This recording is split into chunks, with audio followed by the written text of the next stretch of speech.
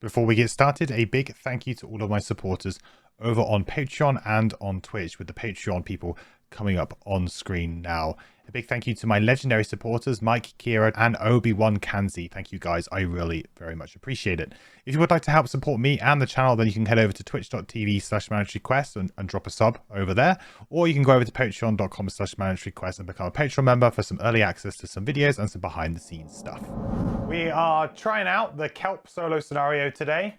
Did the Trapper one yesterday. Now we're doing the Kelp. So after this one, depending on how we do, if we need to retry, if it's early enough in the scenario, we might give it a go. But generally speaking, I'm just trying to give these a go. I'm not massively concerned if I win them or not. It's just a nice challenge and something to try out a little bit before we retire these characters. So I am kind of playing a little bit of a house rule where I'm treating it like my Trapper and my Kelp have gone their separate ways for a week, gone to do their solos, and then when they come back, we do an Outpost Phase, which is not technically in the rules, but it's, yeah, for me, it means that we can keep moving the game forward while still including the solo scenarios into the playthrough, which is what I wanted to do.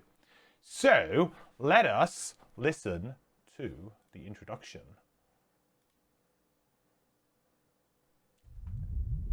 You are taking some much-needed time to yourself, sheltering in the cabin of a drowned merchant vessel when you hear commotion on the tilted deck. Emerging with claws raised, you encounter a group of other lurkers, who quickly flash images of flowing seaweed, signs of peace. These lurkers, it turns out, need your help. Their home in a nearby cliff face is being ravaged by burrowing blades, who are carving out a fortress in the service of an Abale warlord. You hiss in anger. If the Abale succeeded, your own territory would be compromised, and who knows how much further the Abale's power would extend with such prime real estate. There is no love lost among the Abale and your people, so you readily agree to assassinate this warlord before it is too late. Because of the Abale's beasts, the cliff is now furrowed with tunnels, as numerous as the notches on your claws, one notch for each kill. It is easy enough to scuttle clandestinely through them. Soon, you overhear a patrol ahead, Abale scouts who cannot fathom what these shadows hold. Ooh, okay. A little boss type scenario? Little boss type scenario. Special rules. At the start of the scenario, gain invisibility. Cool. We'll take it. Throughout the scenario, all piranha pigs can target and focus on you even when you have invisibility. Whenever a piranha pig attacks you, you lose invisibility. Okay. Interesting. So basically, piranha pigs have what? Infrared vision? They're like the Predator. Scenario goal. The scenario is complete when the Abale warlord is dead. At the end of that round, read the conclusion. Okay. That's it. And then we've just got the, yeah, just when we open the doors, I should put a number on these just in case. When we open the doors, it's when stuff happens. It's not often that we, I think this might only be like the second scenario we've even had to fight Abales. They seem to be a very underutilized enemy, or at least so far, that we've seen.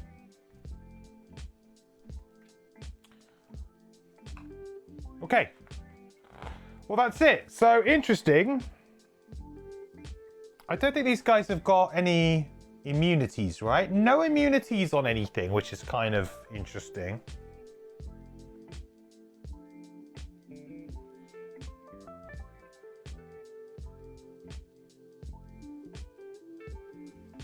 Let's have a look at our battle goals, shall we?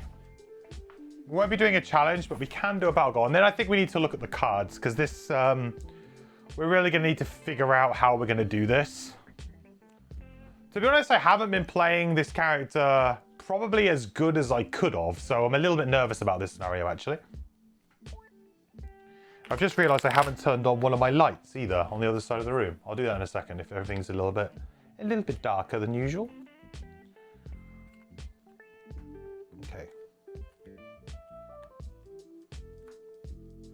We have Conservator, Straggler, and Die Hard. Conservator, never perform an action with a lost icon. Straggler, never short rest. Die Hard, never have your hit point value drop below half your maximum hit point rounded up. Well, these are all pretty bad. I don't think any of these are playable pretty much for a solo scenario. I guess we go Straggler just in case, but it's very unlikely that, to be honest, any of these are usable. I think that's pretty much... I mean, it's fair to say that we're probably not doing that. I'm certainly not going to let that dictate what I'm going to do. Right, let me see if I can get this light on.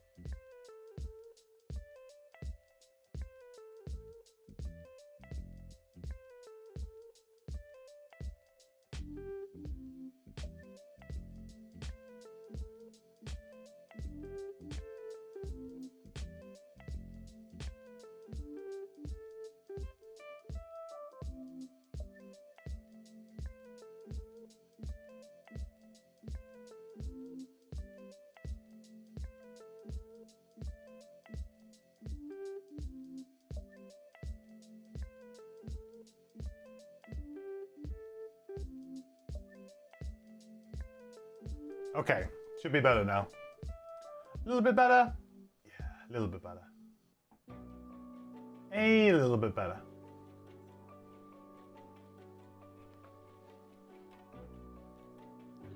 Okay, great. So, let's take a look at the cards then and figure out what we want to keep, because I guess we're going to want quite a bit of invisibility in this scenario, just because we're on our own. So most of our high level cards we're going to keep, right? We ain't going to change that really.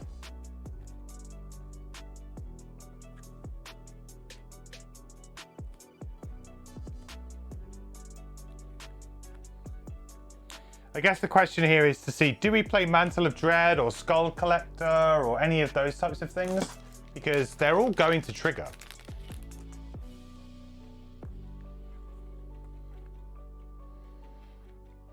Morbid Camouflage could be quite good because we could just kind of continually get ourselves invisible. Are Piranha Pigs melee or? They got to be melee, right?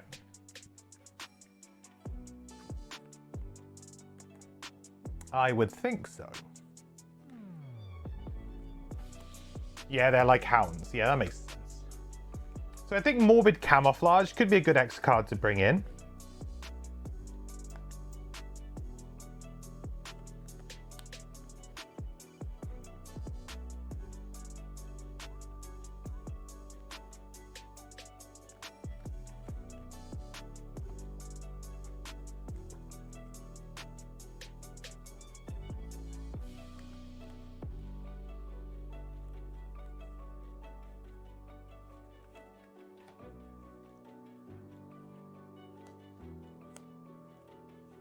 Need more dark generators, I think.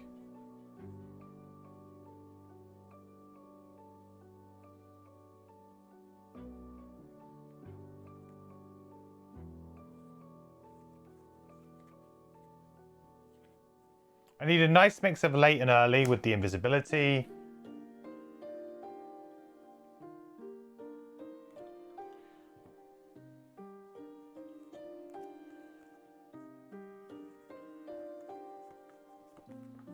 Do we not play like Mantle of Dread this scenario?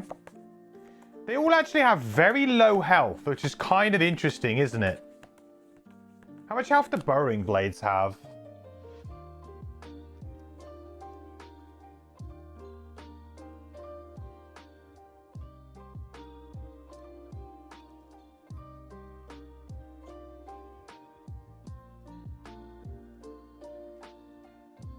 3.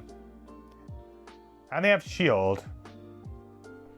Could be a good reason to bring Hollow Aura, actually.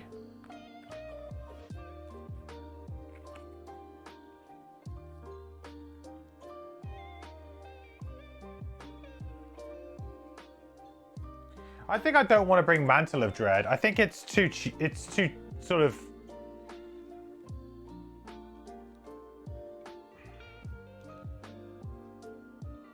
It's sort of too all in. And really, I can probably wound the enemies that I need to wound and just kind of move on.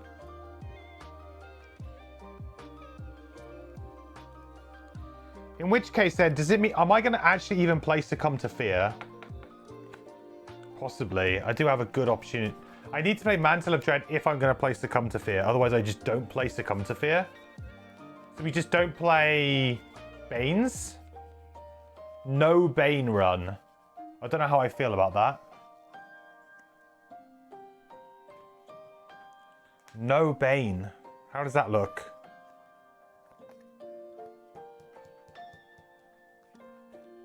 I mean, it looks pretty consistent, I have to say, if we play without Banes. We have 3 early initiatives. We have a bunch of lates, including an 88, an 86, and a 98. And a 92. We use Dark a lot. Man, maybe we just don't play Banes. I mean, we won't be able to Bane the boss anyway. So the Banes are really only going to be super good against, I guess, Piranha Pigs and maybe the Burrowing Blades.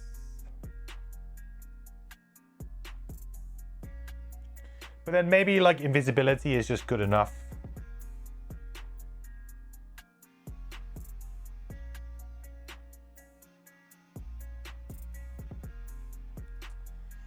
Ooh, interesting.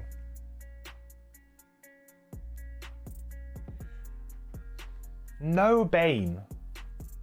The thing is that in a scenario like this, where all the pressure is going to be on us all the time, my feeling is that Bane, unless we have like the perfect weaving together, where we're going invisible, we're baning, we're doing this, then we're baning. It just feels like we'll only be dealing with like 1 enemy per turn. And ideally, we probably want to be dealing with more than 1 enemy per turn because of our kind of suite of abilities that we have.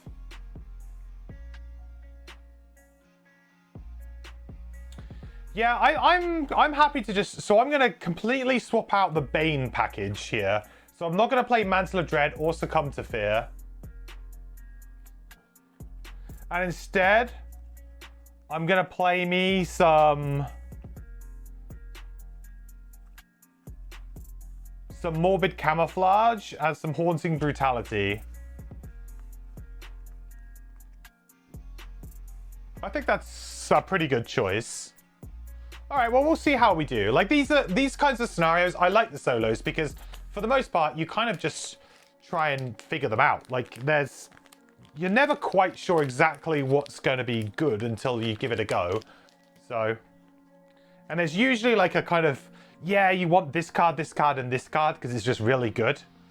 And I don't know what the boss does. So, you know, if the boss has some really crazy, maybe he has like immunities or something, then it would be very difficult. And I can't bane them anyway because they're a named enemy. If they do name him as the Able Warlord, then it's named. That means I can't use Bane on them anyway. And then potentially they throw in a couple of immunities to just make it a little bit harder for you. Then it's trouble. I also don't necessarily have to kill all the enemies. I do just need to kill the Warlord. So there's an element here of you may be able to just cheese invisibility for a while to get to the end and just kill him. That's also a possibility here. You know, the win condition here is just kill the Able Warlord. And then survive that round, basically. Kill the Able Warlord, and then at the end of that round, you win. So we could potentially do that just by being elusive, right?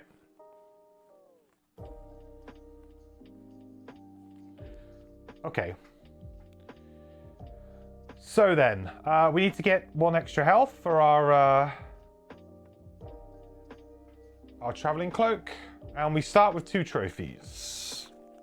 And we are invisible, so we should go super late here, I think. We get a nice freebie here.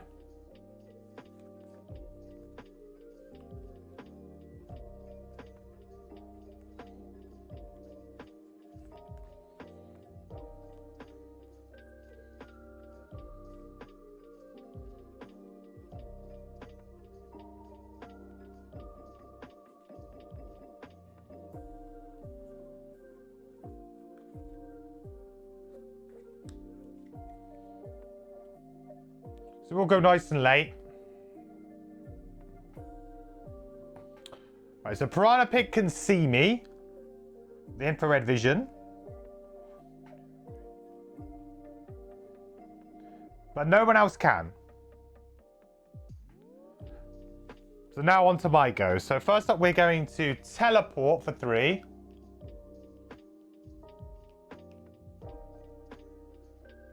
And I guess we wound number 5. Falcon. App is frozen. Is it? Ah, okay. Good call. Let me plug and replug.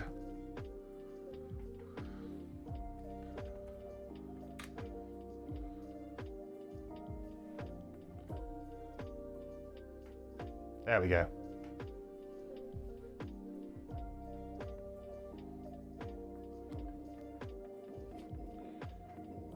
That goes away. Let me move these cards out of the way. Don't need the trapper cards in range today. Then we will do extra decoration here. So we'll attack for 3, plus 2 and 1 XP if we have invisible, which we do.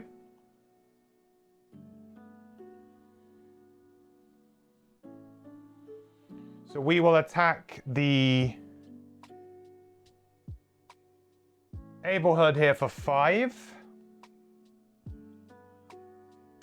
4, but 4 is enough. So it dies. Ugh.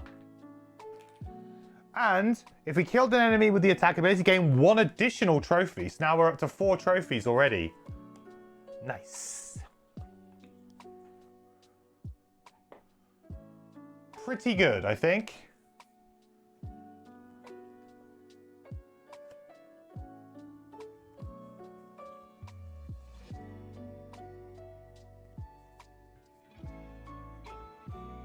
So the Piranha Pig only removes invisibility if it attacks me, right? Yeah, okay. That's a key point here.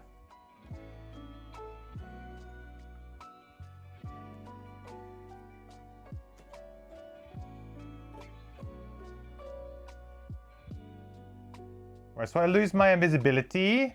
But I think the plan here is to go early again and see if we can cheese some more invisibility here. 31's a little bit late for this, but the plan here would be to disarm the Piranha Pig. Because if I disarm the Piranha Pig,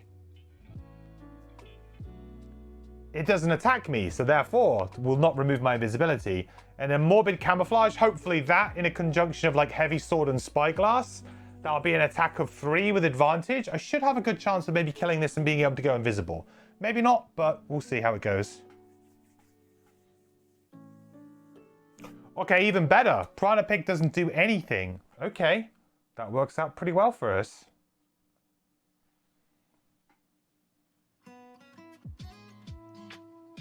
See you later, Piranha Pig.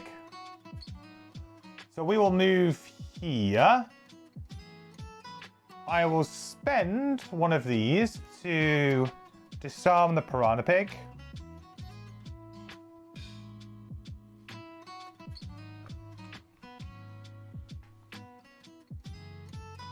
And then we're going to attack for 2, 3 with advantage on the Able Scout number 2.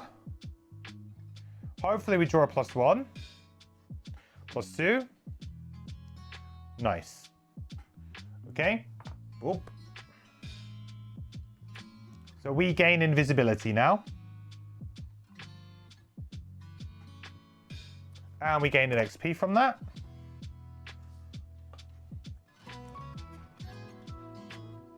Very cool. So then these guys don't know what's going on. They're like, can't see you. Where did you go? What number was that? Sorry, that was number 2, wasn't it? Next round. Good start so far. So now we're safe to go late because the Piranha Pig can't do anything about this invisibility, right?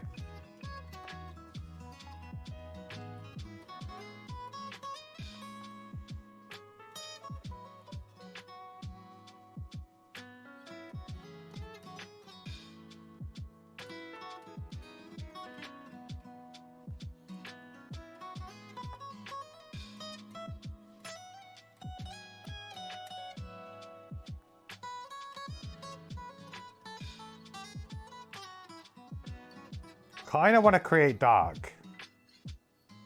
Kinda want to make dark. I also really want to loot. Give me the loot. Well, to be fair, I guess the loot's just money in this situation. Do Piranha Pigs always see invisible, or is it just one of their ability cards? Just this scenario. Although I do actually thematically like the idea that some enemies just have like night vision or infrared vision, and they can just see through invisibility. I kind of like that as a general enemy mechanic. It's a way to kind of ramp up some enemies' difficulty in a very subtle, small way. But I guess the problem with that is it too much of a targeted thing against certain characters that have invisibility, right? Because not every character has invisibility, so it's maybe not a fair thing. Certain characters who really rely on invisibility are like, well, this enemy is just like my worst nightmare. Evil Doomstalkers with Expose. Yeah, that kind of thing. I like that idea. I think it's kind of fun.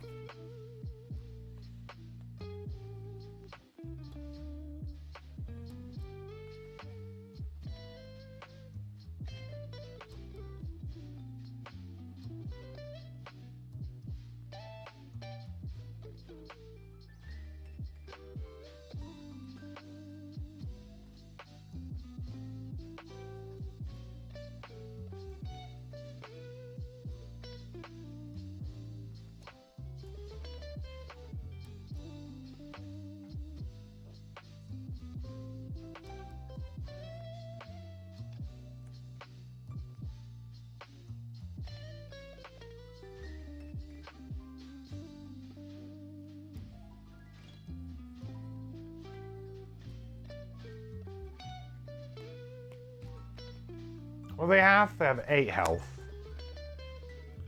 And I can attack them for 5 right now, and then it's just 1 attack, really. Yeah. The scouts go late? Possibly.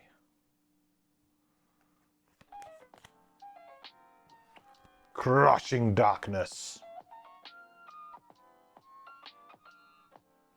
Alright, so we're going to attack for 5 with Curse and 1 XP. Doodle-doo. 6. Take that, Piranha Pig.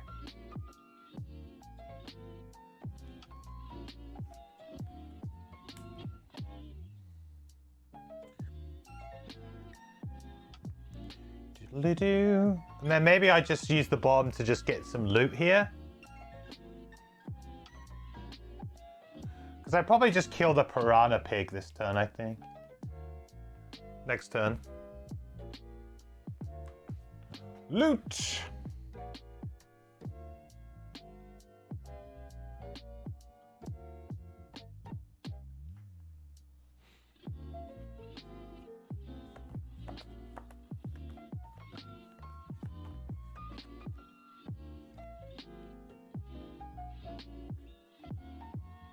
Mm-hmm.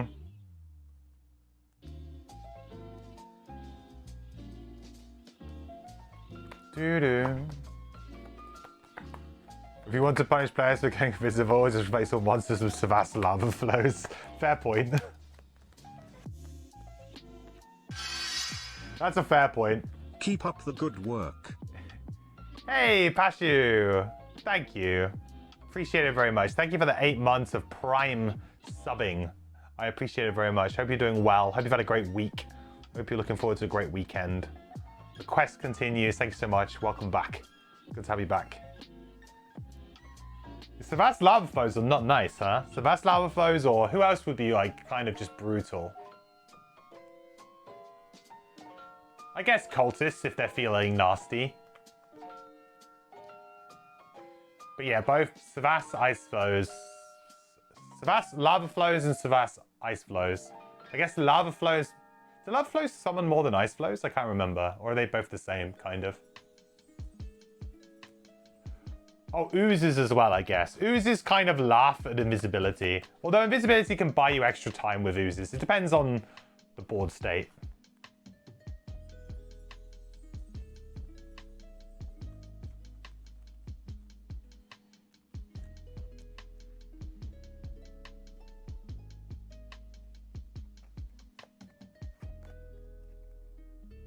You're gonna move 4 and attack for 4? What's that about? That seems kind of rude. With poison? Dude, that's not very nice. I think I can get away from it. Hollow Aura. Let's attack the Piranha Pig for 3.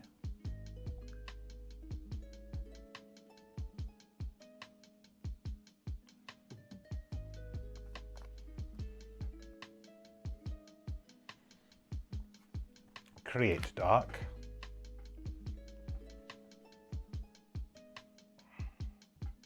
Forgot to turn my do not disturb on. I am expecting some messages and some emails tonight, so I should probably do that.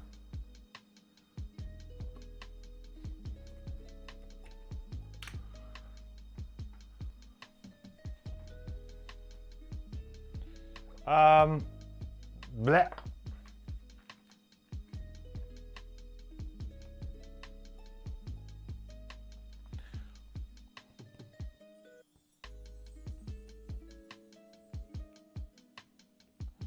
The only problem with this is it feels like I'm not moving towards the end of the scenario. And this character is like maybe not so good.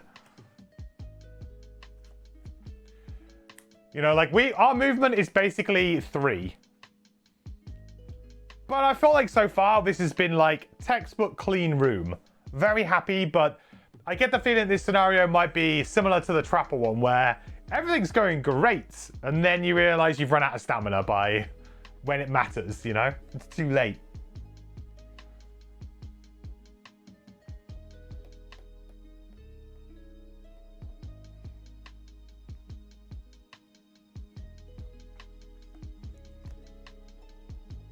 Because I only have 2 cards left in my hand, but I feel like this is a pretty good turn, so.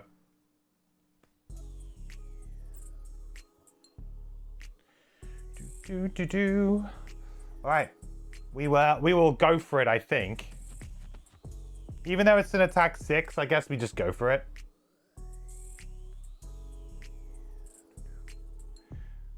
So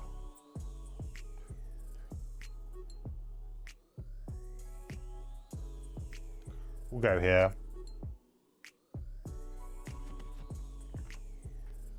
And then we'll attack for 3, consume that dark. To attack for 3 with wound and poison. Here's hope in chat. There's 4.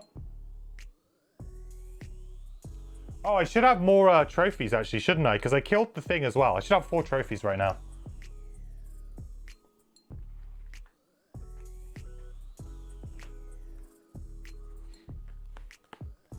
Strike Fiends are also pretty mean because they don't target, right? I don't think their abilities target. Yeah. There are some Gloomhaven enemies with abilities that don't target too, but not many.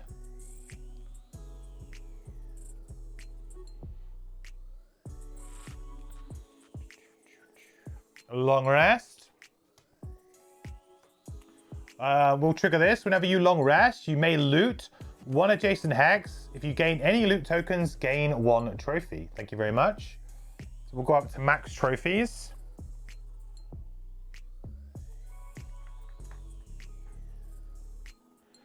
I guess we should get rid of a card, huh?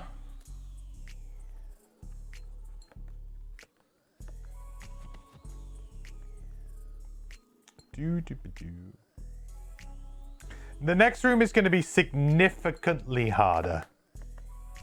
Significantly.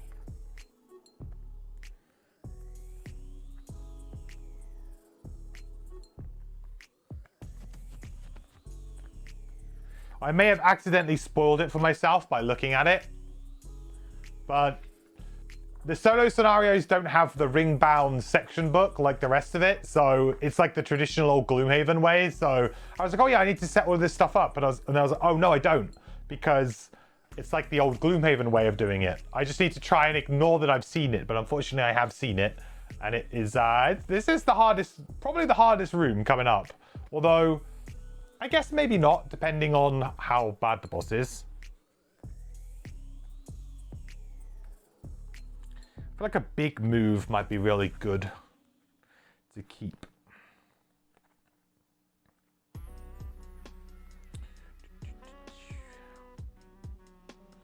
Do I get rid of my heals? Seems ill-advised.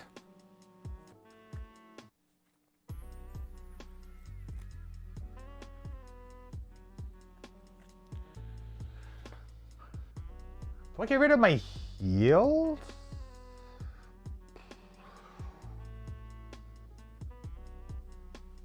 It's pretty ill-advised, isn't it?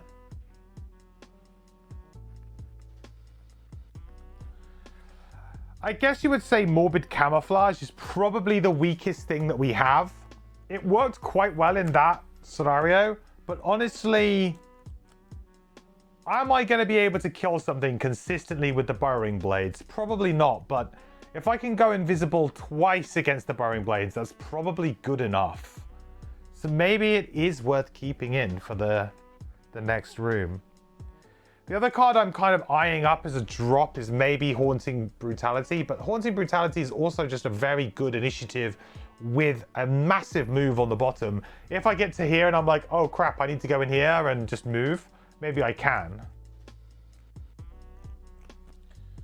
I think it's quite tough to decide.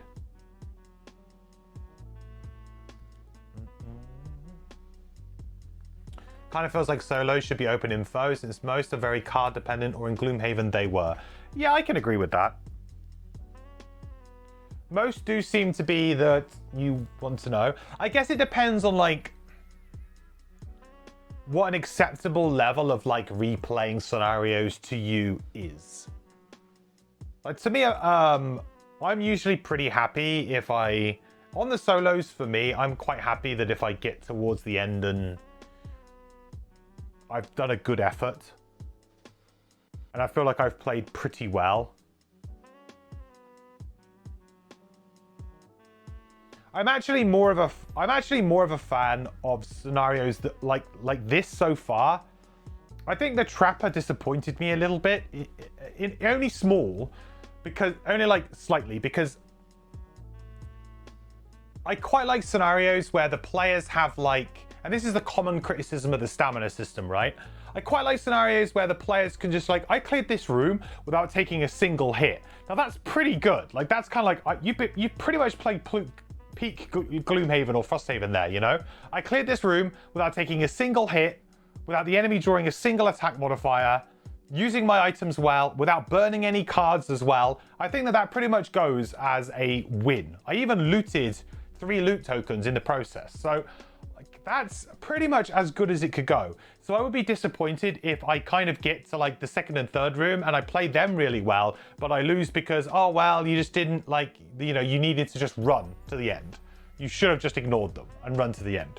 Like to me, I'm like, well, let me kind of like have fun playing my character and like assassinating things. And the Trapper did feel a little bit like that. Like there was an element of, if you didn't get it right over the first 4 or 5 turns, and then you didn't, you know, the scenario's kind of already gone, and you just can't really, like the scenario has, you've already lost, but it's quite hard for you to be able to track that down the road another 10 rounds to say, yeah, or I've lost, because maybe you've lost efficiencies in those rounds, because it was such a tight scenario that required you to be so efficient that one or two like mistakes or inefficiencies, or like for me it was when I had to burn a card because the enemy attacked me for a bunch of damage. Those little things add up, right? Like oh, you made one mistake, you're lost. And I don't really, I like there to be a little bit more wiggle room, especially at this kind of difficulty level. At higher difficulty levels, sure, because that's kind of like the game, right? Played perfectly. But at lower levels of difficulty, I feel like there should be a little bit of wiggle room. But solo, I guess solo scenarios are a bit different because they are meant to be a challenge. They are meant to be like a, you got to play your character really well to do it. So they kind of get a pass in that department. But I kind of wish there were more scenarios a little bit like this in Frosthaven, where it's like, yeah, you can just have fun playing your character for a room. Because like putting that together right then in that room was awesome, really good. And that was a lot of fun, just kind of putting that little sequence together in that room. So I kind of hope that's the case. You know, like a lot of the time Frosthaven's like, nah, sorry, you kind of got to like, oh, I've had to burn a card because of damage, or I've had to move inefficiently, or I've taken a hit and I've done this, that, and the other. Like Frosthaven is always putting you on the back foot, always kind of like challenging you, which I guess it is good in some ways and bad in others, because it can be really satisfying to just put a combo together like this, where you're like, bam, bam, bam, bam, look at this. What a great room, you know?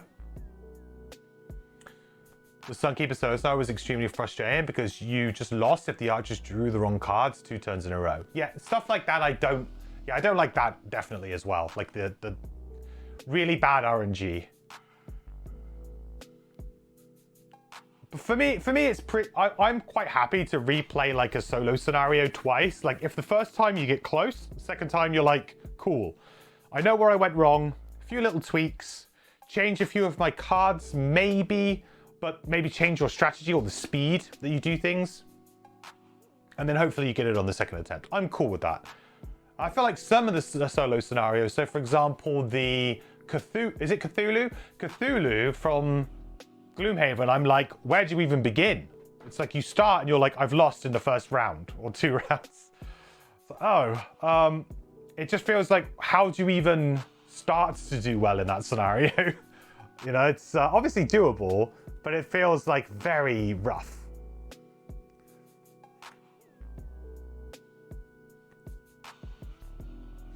If you're Snowflake, you honestly felt like it was just a failure 80% of the time, unless certain monsters drew specific cards. With the 8 or 9 solo scenarios you've done, Snowflake was far and away the hardest and worst one. Interesting. Well, we might end up doing that at some point. Snowflake is the one that's kind of like on my radar to maybe be in the next party. So. Okay, well anyway, in terms of like cards we're going to drop, I still feel like a little bit of invisibility with more big camouflage could go a long way. And there is an opportunity to maybe kill something. But I guess the thing is the Burrowing Blades, they have shield too. Like, kind of rough for me to kill them, huh? I do have a Pierce, I suppose.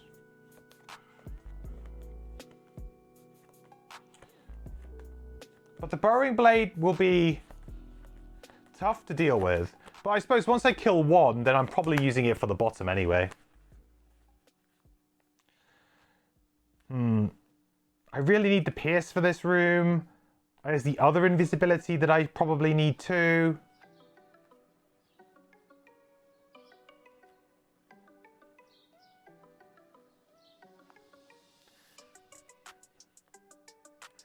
Do.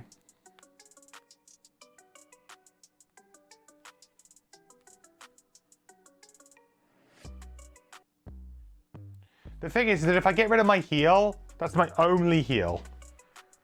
And it's my latest initiative too. Do I get rid of the disarm, quite honestly?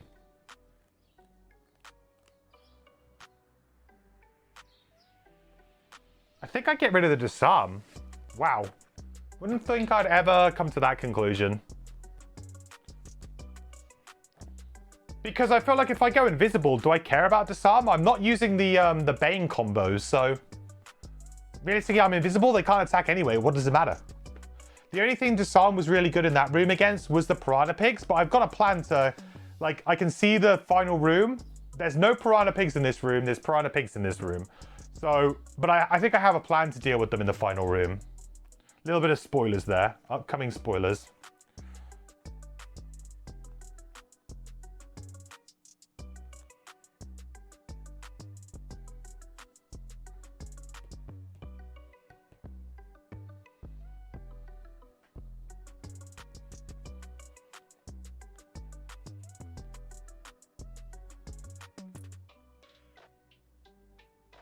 Boop, boop, boop. Boop, boop, boop. Boop, boop, boop. Boop, boop, boop. Boop, boop, boop. Boop, boop, boop. Boop, boop, boop, boop.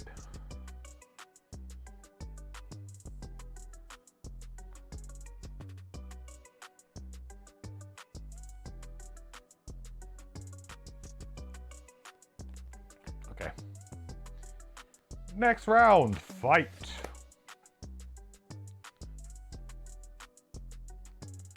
I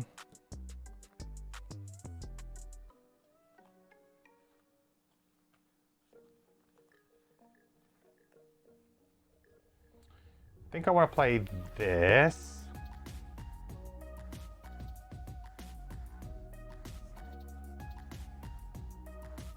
Possibly this.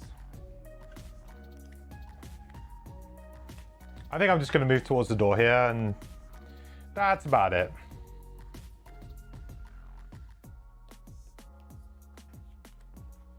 Okay. I'm going to open the door. Hey, Totox, how's it going?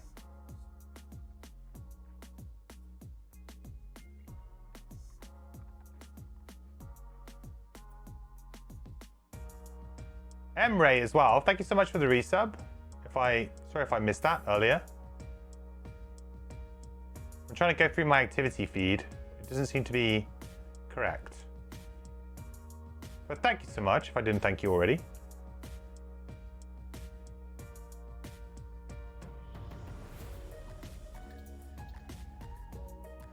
Ah, there we go. It's reset now. Ha! It hadn't reset. That's why. Thank you, Emery. Thank you, Phantom. And thank you, Pashu. Thank you, buddy. Everyone. There we go. I'm up to date now. Definitely.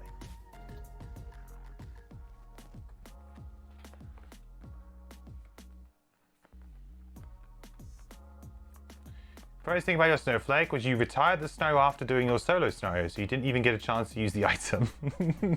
Yeah. Yeah.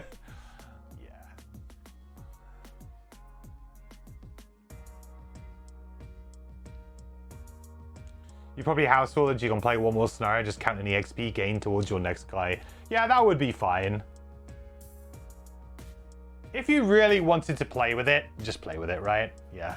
Definitely don't hold yourself back and be like, nope, has to be done properly. I wouldn't bother. I'd be like, no, it's fine. Like, play it, you know, you're playing the game for fun, ultimately.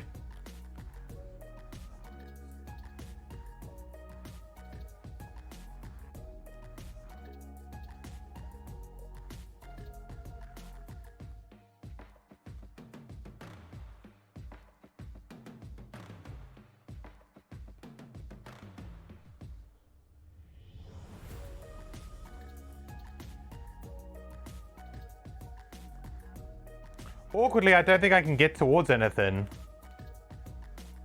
Kind of sucks.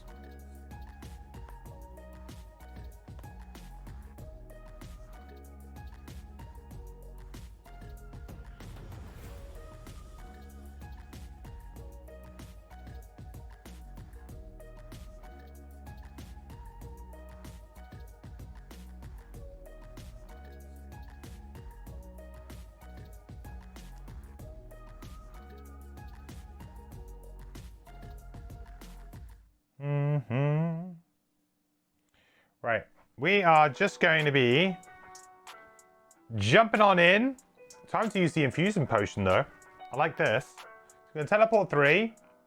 So first, oh hang on, this doesn't work how I want it to work, right? Oh, actually no, this is fine. Yeah, this is fine.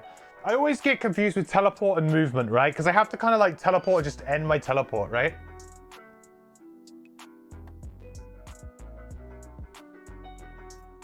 That's why teleport's bad, right? Because it's basically... I guess I could use it... No, I don't want to use it as a move too. I guess I just go like here. Like, teleport is like, you can teleport up to 3, so you can't really use it for opening doors very well, right? I don't think so. Because basically I have to end my turn here. Because it's teleport up to 3. Teleport's not like 1, 2, 3. To be honest, I haven't actually looked at the rule for that. I've probably played that wrong at times. If that is the rule, or maybe I'm just confusing myself. It's been a long week. Teleport. 24.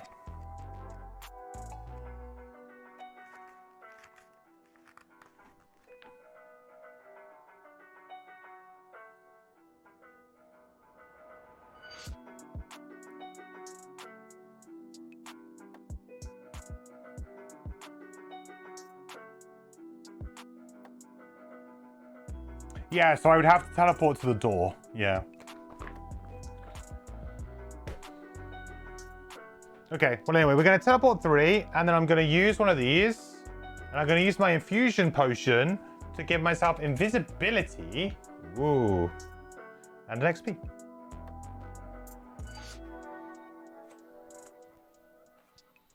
And then we get to reveal the room. Right, we need some bones. Some bones.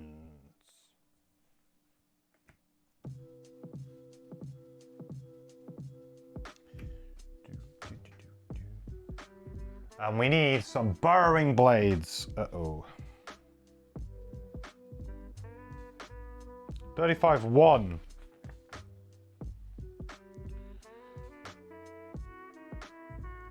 Ooh, I should, there is a Fortella segment on this. Ooh.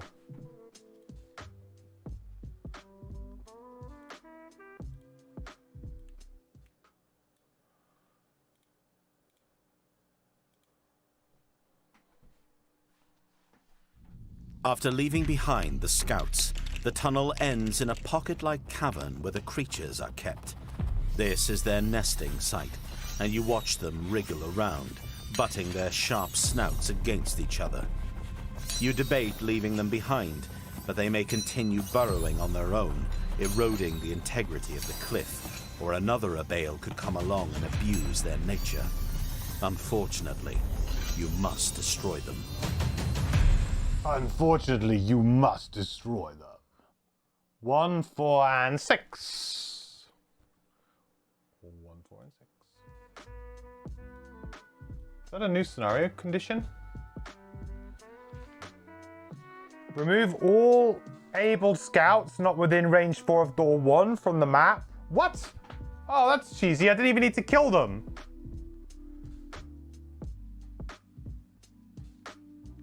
Door 2 is locked until all burrowing blades are dead. What?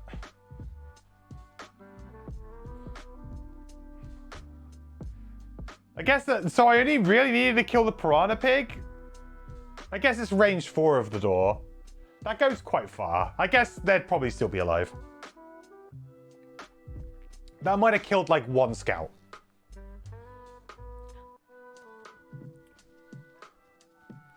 Would still have to kill 1? Yeah, I would have thought so.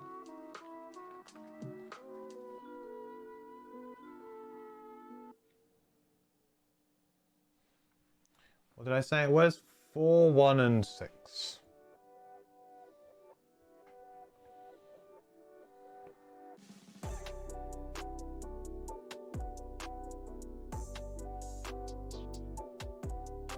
I thought I'd already drew.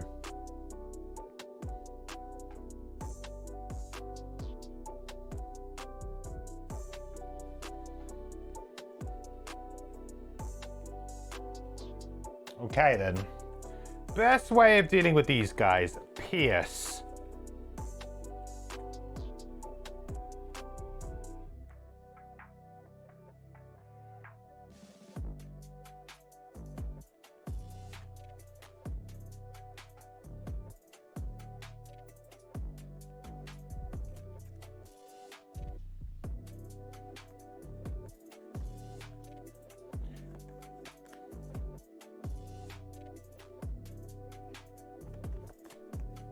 Ew.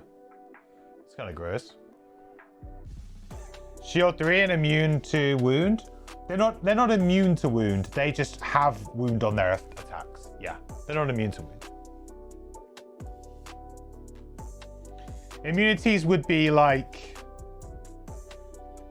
not in that location. They would be slightly off to the side.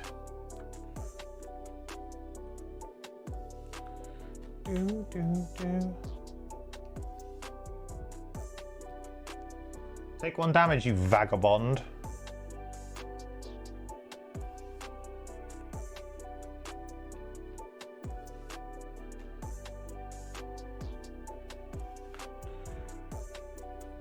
Right, we'll attack for 3 with PS2. 3.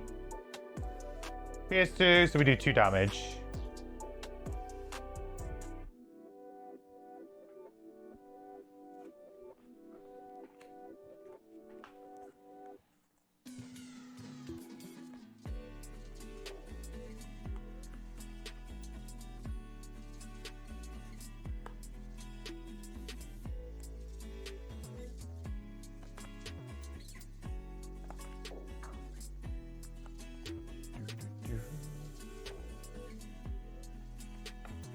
Got a great turn here, chat, if we can pull it off.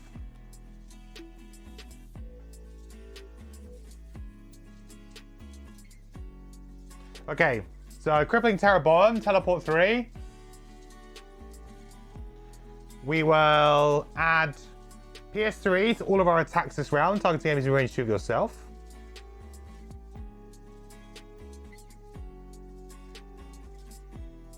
Oh, that have any negative conditions. I have not been playing it that way at all. Wow, I've been playing this card wrong this whole time. I didn't realize that they have to have a negative condition. The more you learn, huh? That is the first time I've read that last part of that card. I've just been giving myself PS3 every time. Though having said that, probably a good amount of times they have had a negative condition. So maybe it's only like a couple of times it's come up. Yeah, I have definitely not been playing that card, right? Well, I guess I could use my Poison Vial here, couldn't I? Ultimately. Which I think I probably will do.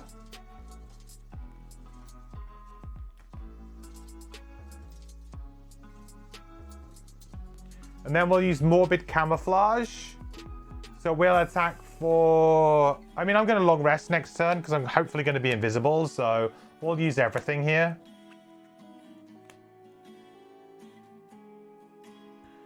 So we're going to attack for 2, 3 with advantage, 4 because of the poison, and we have PS3.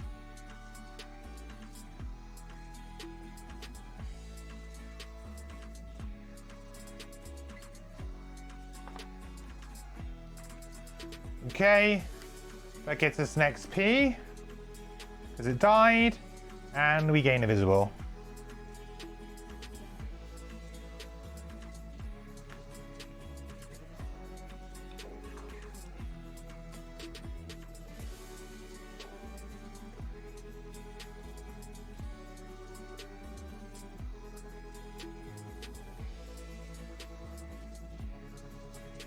I should have got a trophy for that kill, shouldn't I?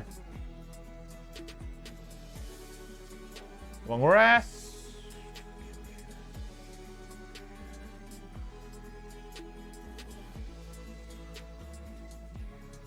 We can loot.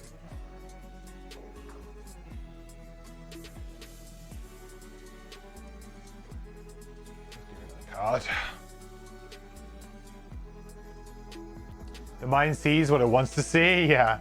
I honestly thought it was just PS3. Like, I mean, that is very insanely powerful, to be fair. I should have realized that there was probably a downside to that. Or more of a requirement, at least. You managed to misread at the start of your rest to at the start of your turn on Coral for 2 scenarios. Yeah. The thing is that you see it once and you read it one time and then you're like, yeah, I understand what it does. And then you never read it again. The only reason that I went to read it that time was I was like, I'm going to read out to chat what this card does. Oh, right. Yeah, I've been playing it wrong. Caught myself out. Rumbled.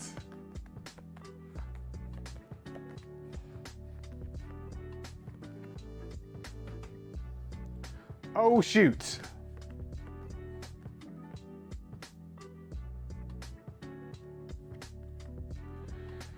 I think, unfortunately for me, I'm probably taking a hit next turn, I think. I think it's pretty unfortunate for me, but I think that's coming. Is now the time to get rid of Morbid Camouflage? It's kind of done its bit, hasn't it? It's done its thing. Its thing was to... well, to basically put me in a nice position, which is done.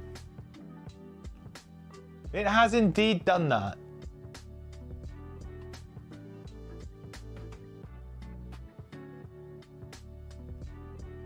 Will Morbid Camouflage be good in the last room? Maybe, because I'll be against the boss, and there's a good chance that I could maybe just go invisible against the boss a couple of turns. And that would be pretty good.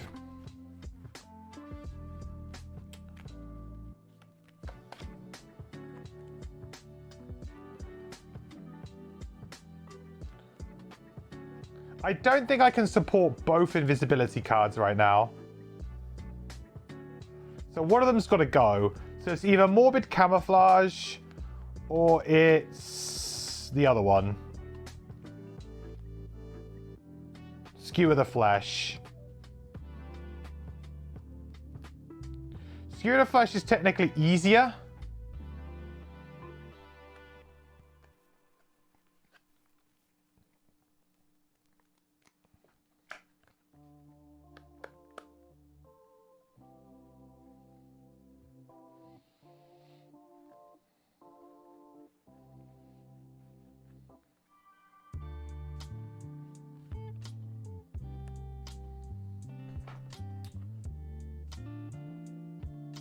Tricky, very tricky. But only need to kill the boss? That's very true. I only need to kill the boss, but the boss could be like, surprise, I have 30 health. Be like, uh-oh, this is a problem.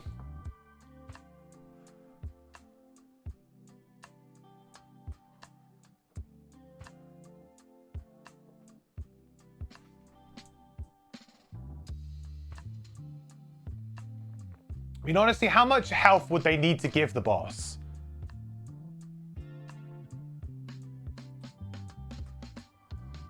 To make it like a fair fight. It would be more than 30, I would say. It's going to be like character times... it's going to be something times level or something, right? So we're at like level 3?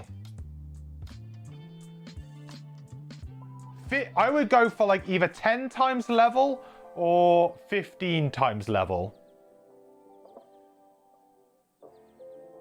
So I think it's either going to be 45 or maybe 30, something like that.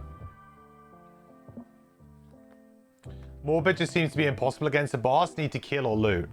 Yes, but there will be 2 piranhas that I intend to probably kill in one turn. Or at least come close to killing one of them in one turn. Yeah, maybe Morbid is the one to get rid of. The other one is just easier to set up. Alright, I feel like I'm okay with that. Getting rid of one of the invisibilities, I think, is fine.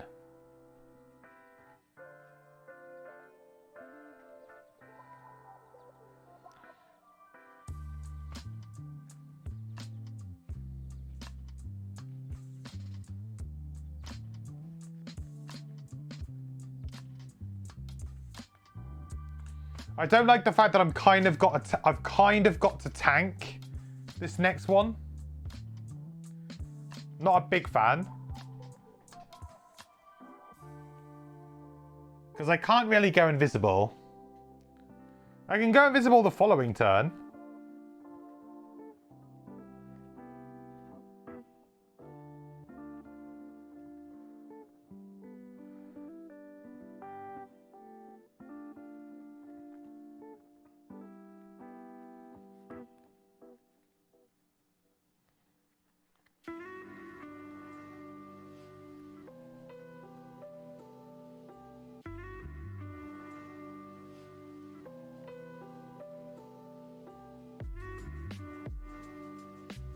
Boop, boop. The problem is that if I go invisible the following turn, I don't actually have a very good top to use with it.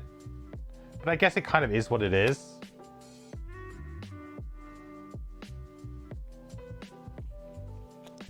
Focus on enemy furthest away. 5. Attack 3. Target all enemies occupying on adjacent TXs entered during the move ability. Okay, basically get wound. Yeah, I'll be wounded.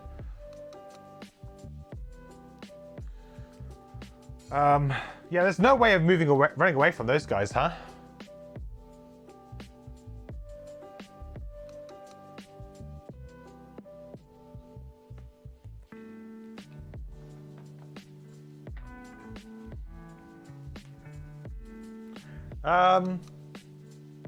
Is this a good time to just use the sword and the spyglass?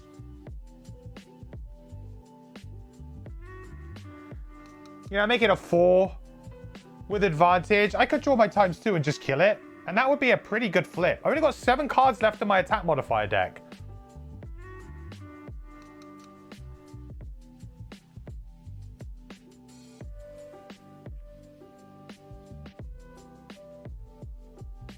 What's the perk saying? Ooh, I think we got some disarms left in there too, huh? Ah?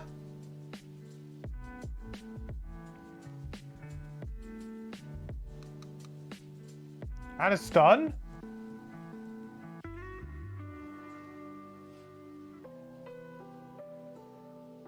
Oh no, the stun's out. I think we go for it. I think so.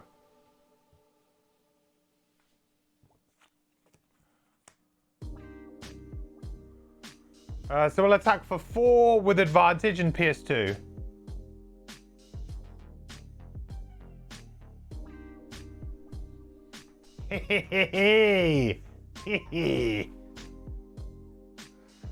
So that's -8. -1. Woo! Bam!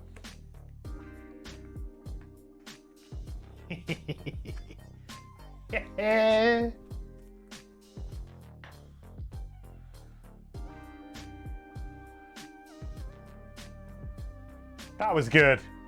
That was nice figuring out the math a little bit there and being like, yeah, we got a pretty good chance of flipping that ×2. We got a pretty good chance.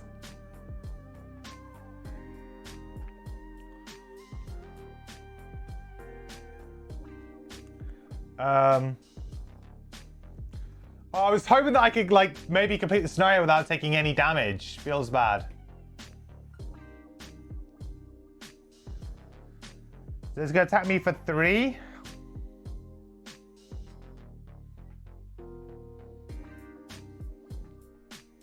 Sometimes, chat, the Gloomhaven gods just want you to win.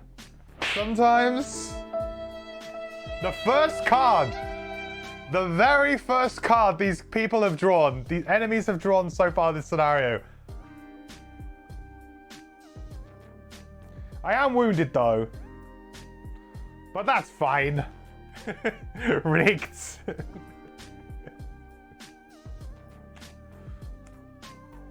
Hang on, I don't get to reset that. It's not going that well. I'm getting ahead of myself now.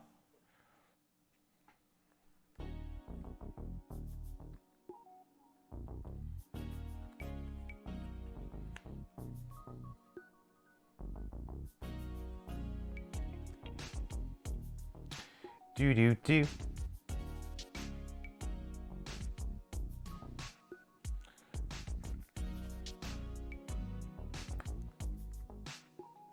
I could get a nice lucky draw again here. I guess the shield 3 though makes this really bleh. Kind of means that I'm gonna have to maybe have a bad round. Oh, actually no, I can do this, right?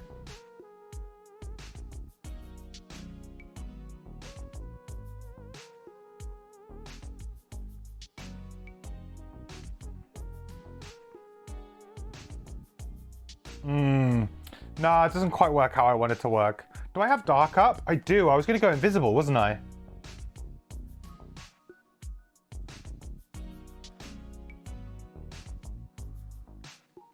Do I leave the Corrupted Blade for the boss, do we think? Probably. Seems like a good idea.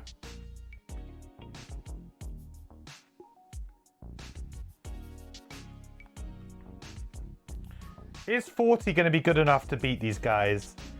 Is 30 going to be good enough to beat these guys?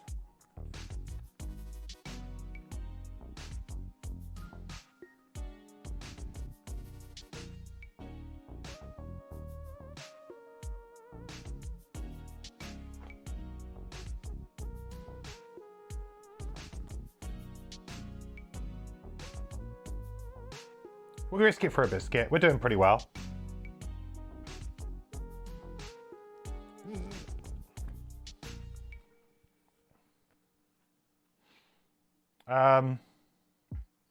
I think I just want to get closer to the door here. So I'm going to move 3. Teleport 3. We'll just teleport there. We'll consume one of these. And dark. And we'll gain invisible. Can't see me. 1 XP. They're not going to use Crushing Darkness. 3. So we'll attack for 5 with Curse and 1 XP. This is more about getting the Curse in here, I think, than more anything else. Okay, so 6. So 3 damage because of the 3 shield, right? And a Curse. Nice.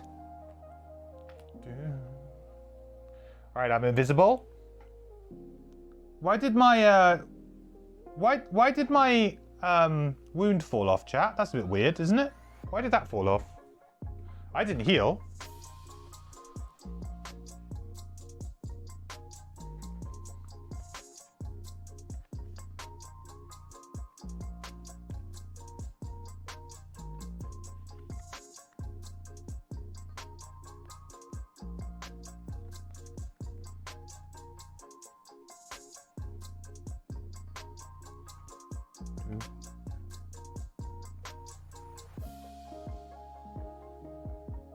I am enjoying this scenario very much.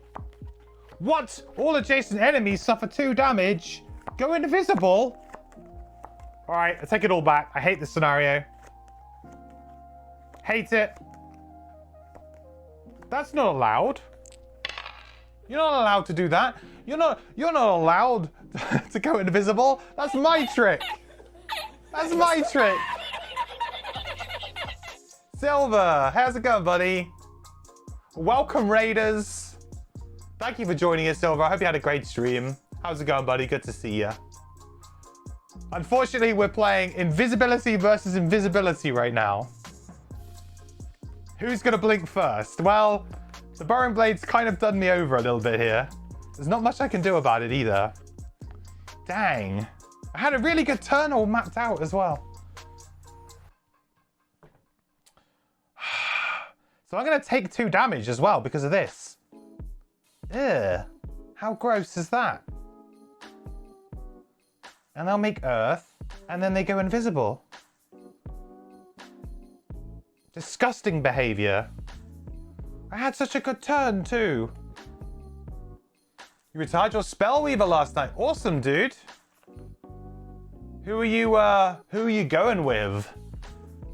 Who's your new character?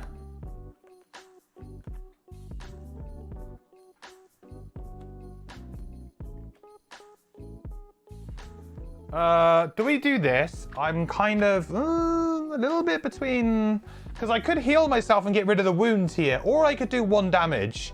Getting rid of the wound seems pretty good. I've got a turn.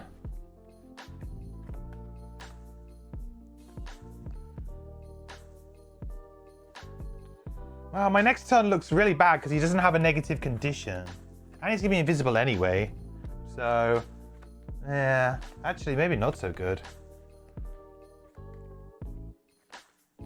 I think I should heal. I should heal. And I should probably run towards the door and just say, come get me, really.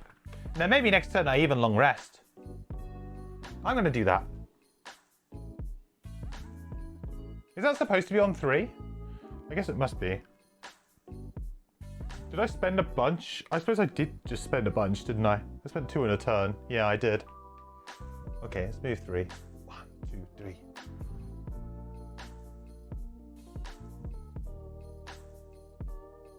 Dang it, I had such a good turn lined up there. That has upset me. The Doom Weaver or something? The Doom Stalker? Angry Face? Great character.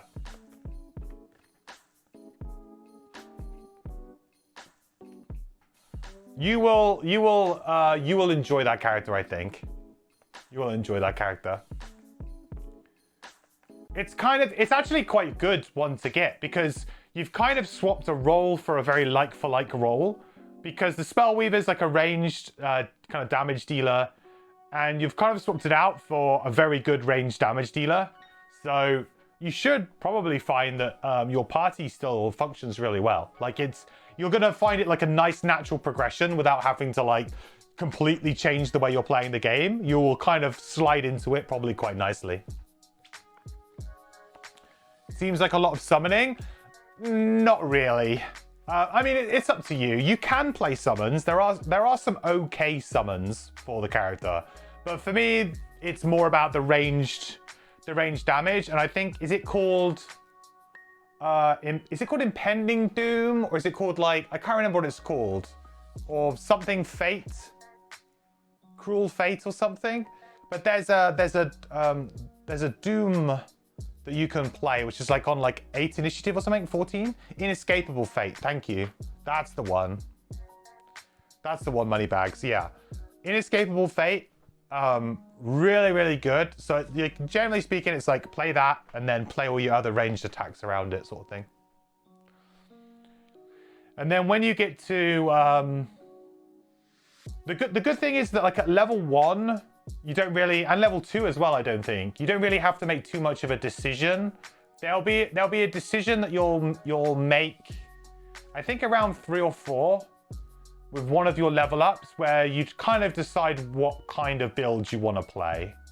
Whether or not you want to play a more kind of like single target, like, you know, like assassin, like you're just going to destroy something very quickly, or are you going to play a little bit more of the what we like to call the bouncing doom builds, where you kind of get to spread the dooms around a little bit more. Gives you a bit more coverage, doesn't kill things quite as quickly, but can be fun spreading the dooms around. I personally prefer the assassin build because it's more of a, especially like if you're playing a 2-player, it's more consistent and reliable. But if you're playing like 4-player, the bouncing doom build can be very fun. But you'll have some you'll have a nice opportunity to sort of play. You won't have to make that decision straight away. You'll be able to like kind of play for a little bit, get a couple of level ups, then you'll be kind of like, I think the card that you'll look out for is the card's called Expose. When you get to Expose, the game is kind of like, do you take Expose or do you take the other card that's not Exposed? And then that's kind of like, that's where you kind of split your path. It's usually around about that point.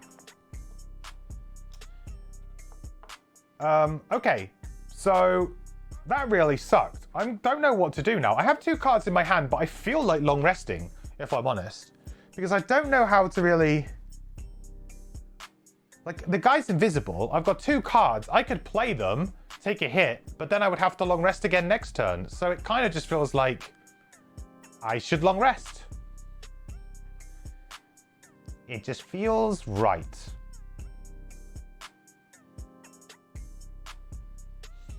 And if he comes up and wounds me, at least then I can heal that wound straight off. Hopefully attack.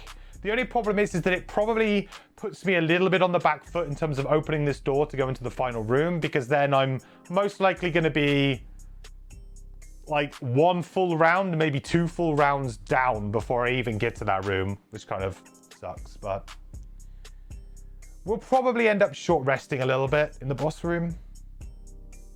I think it's important, though, to have both Spyglass and Heavy Sword up for the boss.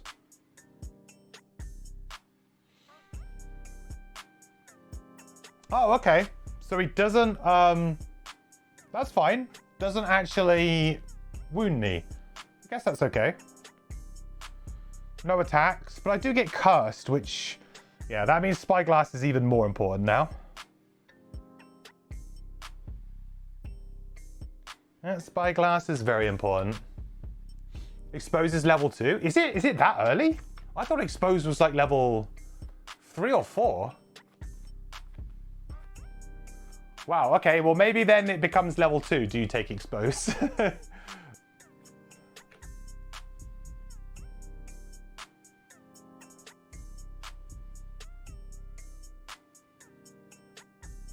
It's been a long time since I played it.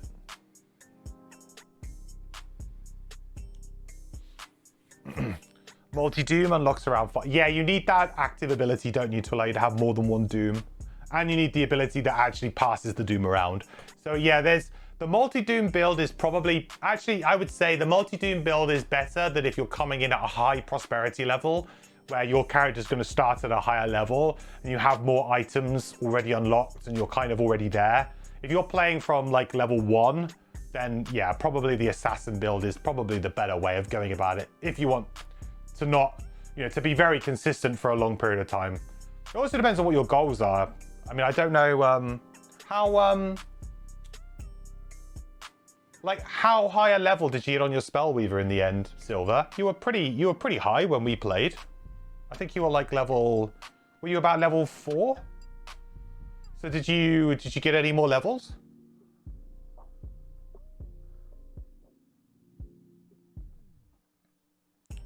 Level 2, the biggest nod to take is that being stuck another level 2 with only 3 attacks sucks. Yeah, because isn't the other card like, I can't remember what it's called, but like coordinated assault or something assault. I feel like that character has a lot of cards with the word assault in it.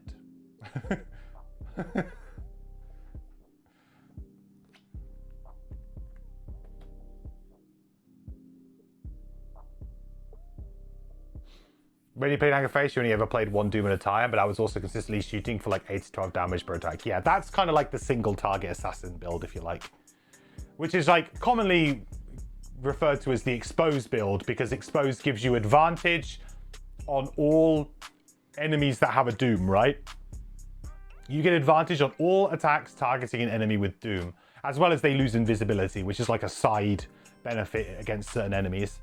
But it's very good. It's basically like, and then of course, a lot of your abilities are like, get an extra +2 if you're attacking a doomed enemy. So suddenly you're attacking enemies for like 5 and 6 with advantage every time, right?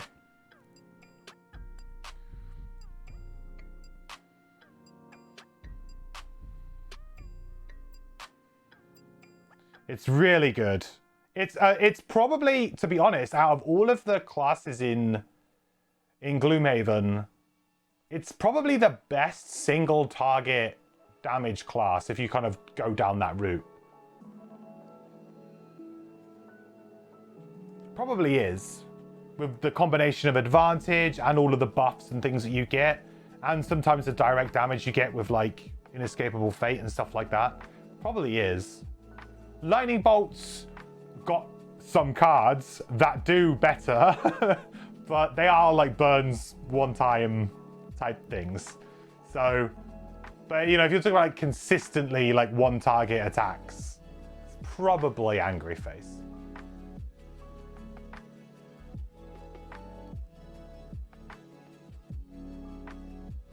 BT is better single target if you factor in items. Really? Oh, because of concentrated rage? But you don't get advantage, do you? Would you get advantage?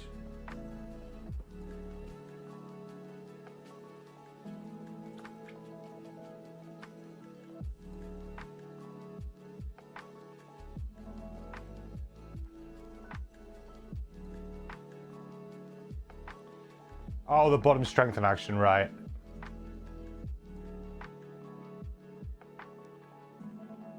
Yeah, maybe Beast Tyrant then. Anyway, I was long resting, wasn't I? Great. So we get to heal up. Boop, boop. Mud will be gone. Reset these. Don't get to loot, unfortunately. Kind of sucks. We've got to get rid of a card.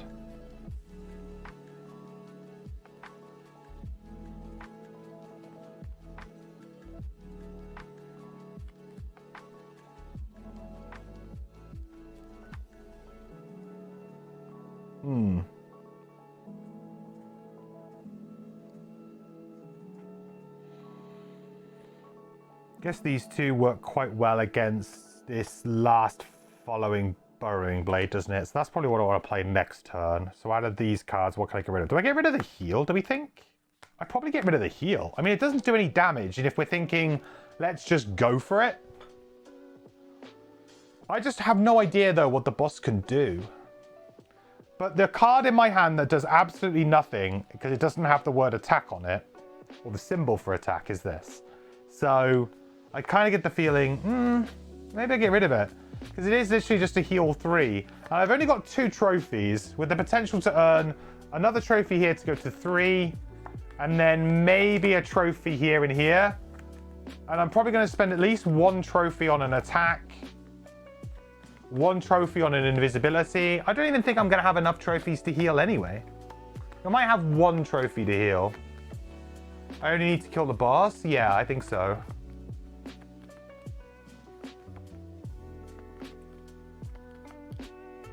BT has 1 weakness, pressure plates, and also looting. Yeah, pressure plates definitely. Looting, there is that 1 card that allows you to loot around the bear, right? But I don't think anyone really plays it.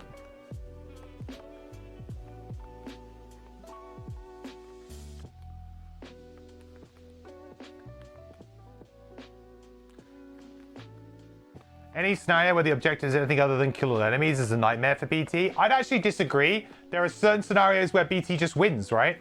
Because of the swap cards. So, yes, but also, in certain situations, no. Because the BT just goes, bye! I'm out of this scenario, see you later! Or they swap an enemy that shouldn't be in my place. That character is just kind of broken, yeah.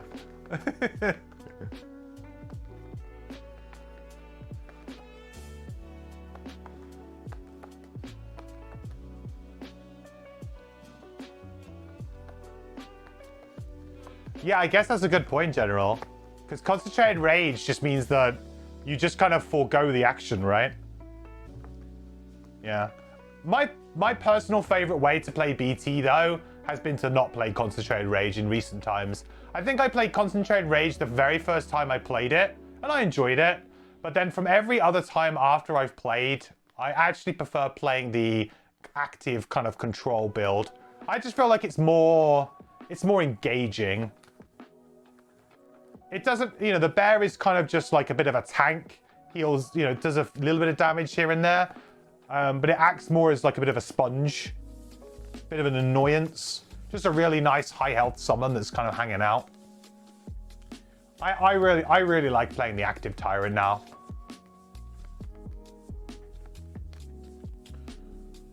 Right, we're gonna get rid of this because I'm gonna aim to never heal again. Healing's for chumps, right?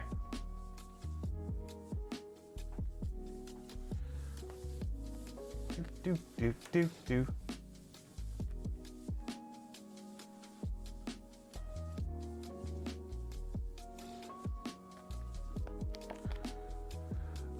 Okay. We'll just...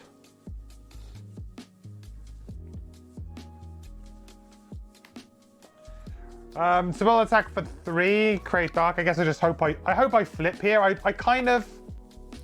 don't really want a long rest before going into the next room, so I think I just kind of attack, and I kind of hope that I draw a +1 here.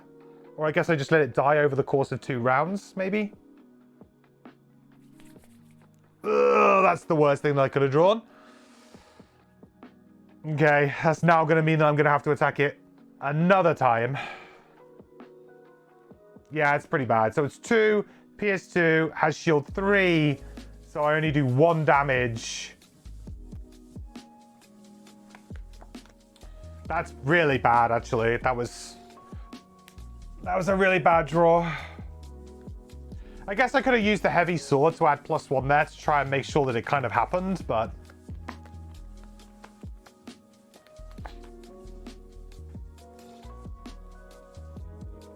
At least it doesn't hit me back like while retaliating.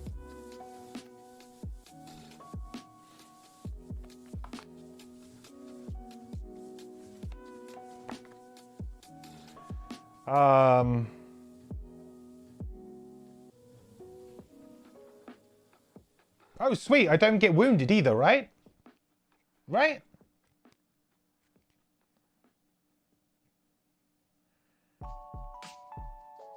Hang on. This is weird, right? Hang on. Yeah, I don't get attacked at all.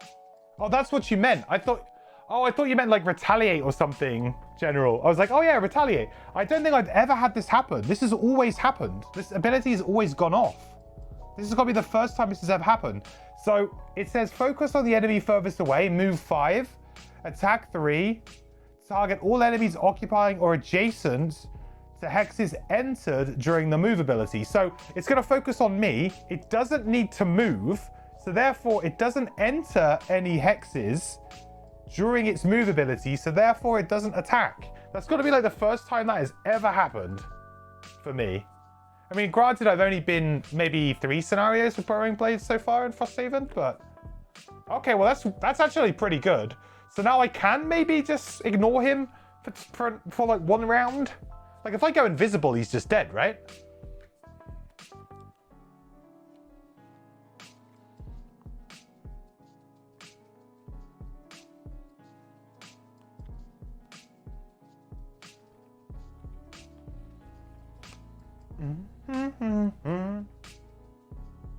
That's kind of good. What a fine result. So should I go early here and go invisible and open the door and just see kind of, you know, see what's going on? What's happening? I think so. Has 2 of those cards, so 25%. He'll just do that again. Really? That's a... I see, because it's the shuffle. Right.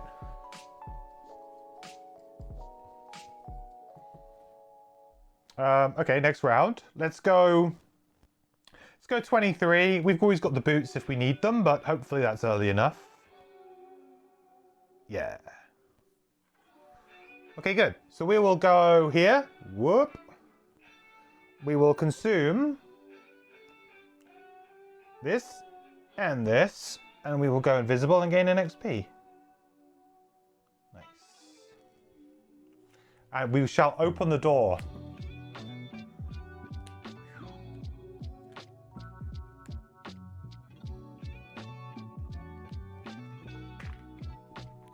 Right, can you guys see this on the other camera very well? Kind of. I'll move the camera a little bit now. I will.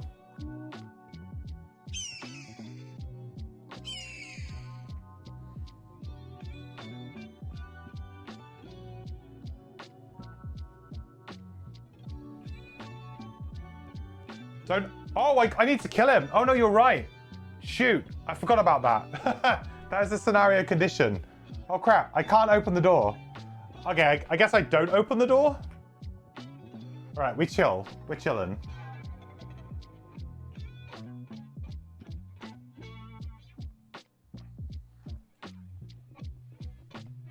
Well, I guess I attack him for 3.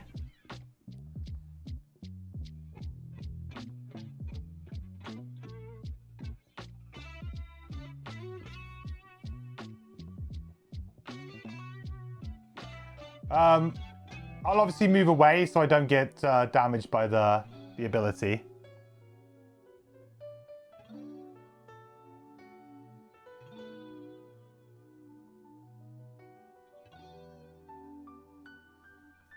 I guess that kind of sucks a little bit now because I feel like I'm quite far behind. I almost feel like I do just want to long rest now. Which means that I probably should have done this. I've got 3 cards in hand. I've got 4 in my discard. I could play 1 more round and then maybe long rest after that.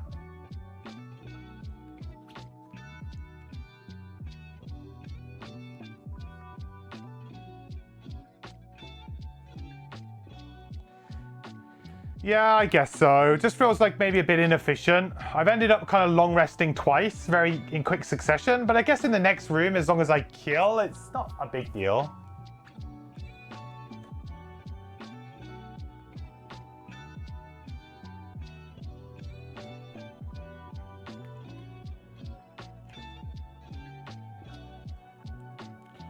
Get a trophy.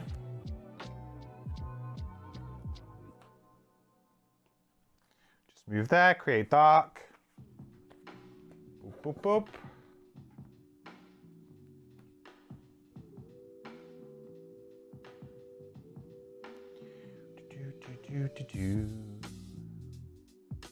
Next round. So we'll go 99. So more long rest again. That means that like I definitely should have probably just used these. But the thing is that I guess I wouldn't be in this position if I had used those. So I guess it's kind of swings and roundabouts. Like I really wanted to go in with these up. So I don't think I've actually short rested yet either. So Straggler's still on. We're still on for Straggler, chat. We're still on.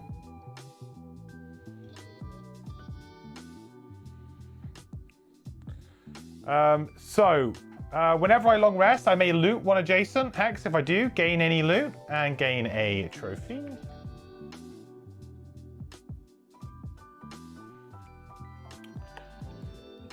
Do.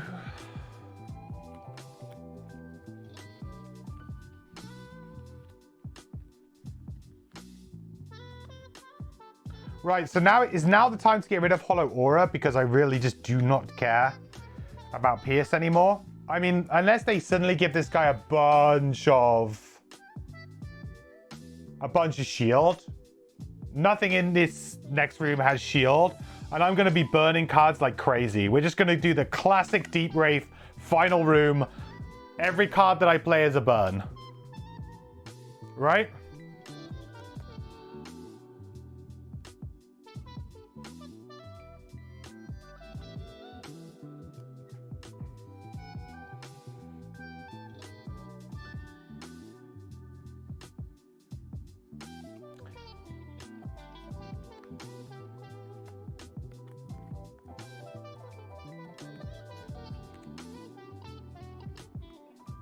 Yeah, I think we give it a Hollow Aura.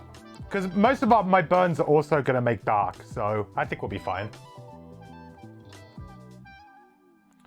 Having said that, we don't really care about making dark. Yeah, we're fine. Good. I think we're in a really good place here, chat. I feel good. Although it could all go badly. We have 3, 4, 5. We have 6 cards in hand. One of these turns is going to be just opening the door.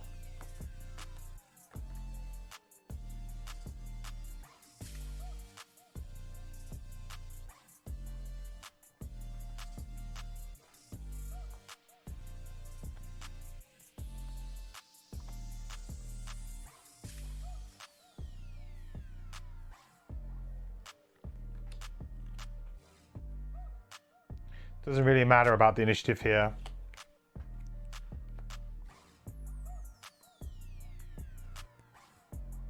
Okay. 1.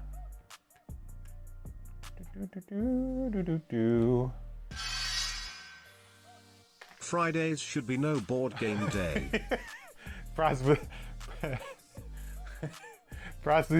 vendetta against board games. Hey buddy, how's it going? I'm trying to catch up.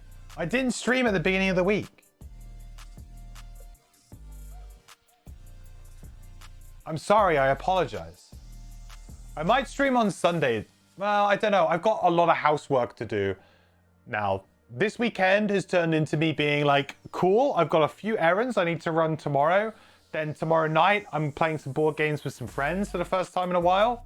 So I'm going to have board game Saturday. And then I was like, Sunday, cool, I can chill. I maybe have to do a little bit of things. Maybe I can stream. But then it's turned out, I spoke to the builder today because the builders are finishing this week. And I was like, are you going to paint all of this in here? And he's like, oh, that's totally not, we were not expecting to have to do that. It's like, okay. It's like, yeah, no, that wasn't in our in our job spec that we were sent. And I looked at it and I was like, it's kind of not, but I kind of thought it was implied that you would do it. It's kind of like, I was like, can you just sort all of this out, please? Yeah, and so they kind of didn't do it. So depending, I've got to meet with the builder tomorrow morning. Depending on what he says, I may be picking up a paintbrush on Saturday now and Sunday and trying to get everything painted, because Easy is coming back from Japan next week. And I really, really want her to come back to everything being done so that we can be like, she can come back and just be blown away by everything. And then we can be like, let's go furniture shopping next weekend so we can go and like get some furniture next weekend. That's really what I want to be able to do. So I feel like now my otherwise kind of like pretty chill weekend with a few errands has now turned into, I'm going to have to get up at 8 o'clock tomorrow.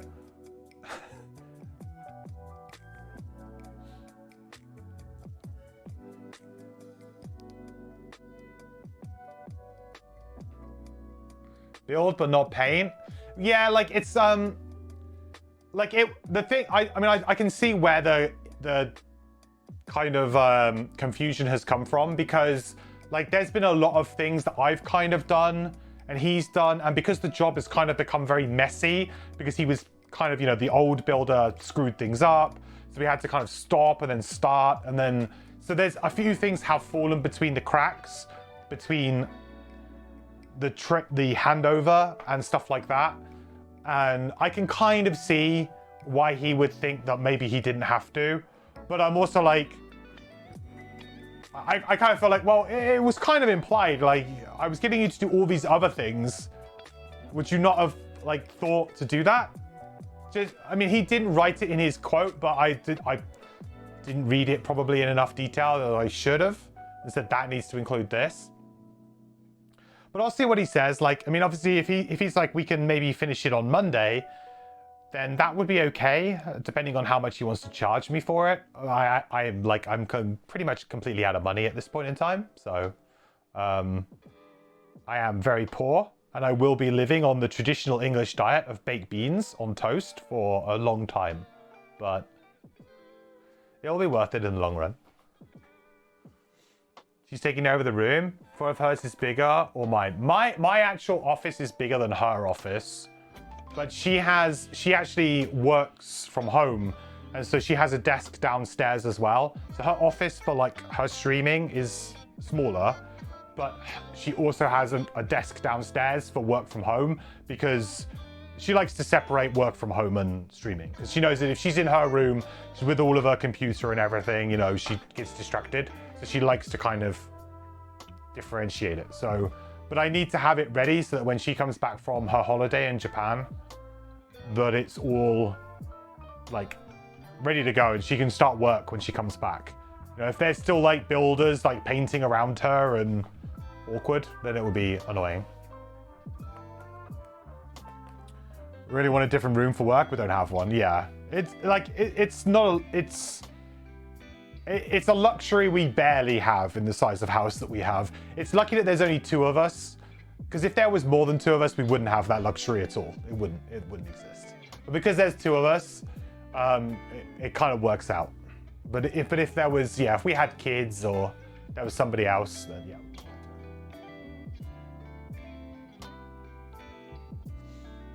Living with parents is good, but big drawbacks, yeah. Well, there's some big positives, like I'm sure you save a bunch of money and it's convenient and it's nice. But yeah, big drawbacks are you kind of don't have that room to spread yourself, you know? Although I've been told by several times that I am not allowed to spread myself. Because if you hadn't noticed, this room's kind of full of board games.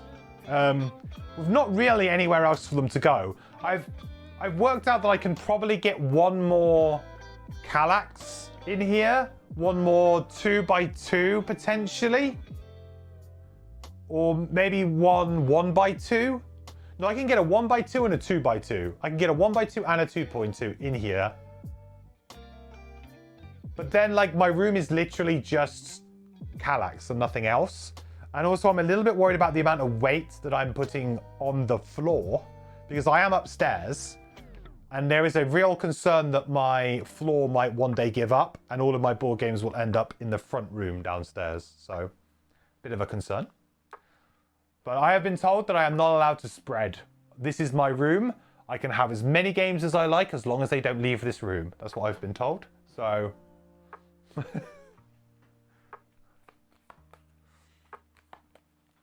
Houses there are made of paper. No, they're not made of papers, but it's like, it's strong. It's like, it probably won't go, right? But it's just that having a large amount of weight in one corner is probably not advisable in an upstairs room. It's probably not an issue, but it's not one of those things where it's like, yeah, I have got a lot of weight in this one corner, you know? Much more weight than, you know, even like a heavy piece of furniture. I have, yeah, US houses, I think you got, like, this is a pretty old house. So, like, it's been built very strong. So I don't have too many concerns, really. This house has been, it was built in the 50s, 1950s. And it's been built very well. Like, really, like, I've been under the floors when I was fitting all the new flooring and stuff. So massive, like support beams and sleepers in there. Very well constructed, really solid wood. So I don't have too many concerns about that, but there's always that worry. And it doesn't help that, like, my dad in particular always, when he comes around to visit, he always looks at it and he's like, oh, I don't know about that. That looks a bit dodgy. And then he'll go downstairs and he'll look at the ceiling and he'll be like, oh, there's a bit of a sag there. Like, I think he's winding me up, but yeah. Do I think my bathtubs outweigh I'll try that again.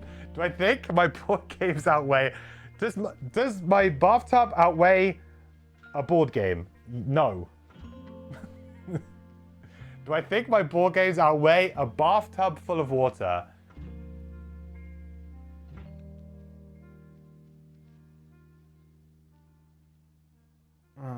That's a tough one. I'd probably say yes. I'd probably say yes. I'm going to say, I'd probably say yes.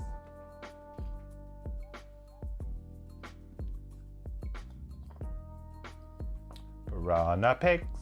Piranha pigs.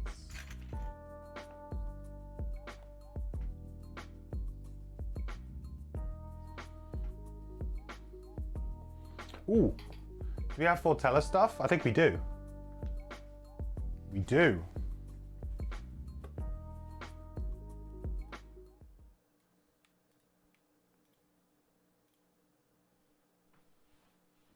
Dun, dun, dun, dun, You dun, leave dun. behind a room of corpses, unremorseful. The sea takes and gives in equal measure, and they shall decay into the cliff and become part of the shore, as you will too someday. At last you reach the final cabin, where the warlord awaits you behind a contingent of piranha pigs. The Abael scoffs at your appearance. Silence is your greatest ally, and you cloak yourself in it. The warlord's eyes widen as you fade into the shadows. It backs away, sending piranha pigs snuffling in your direction. I don't like the way they squeal. It's really disconcerting for me. Do I need them to squeal? Really?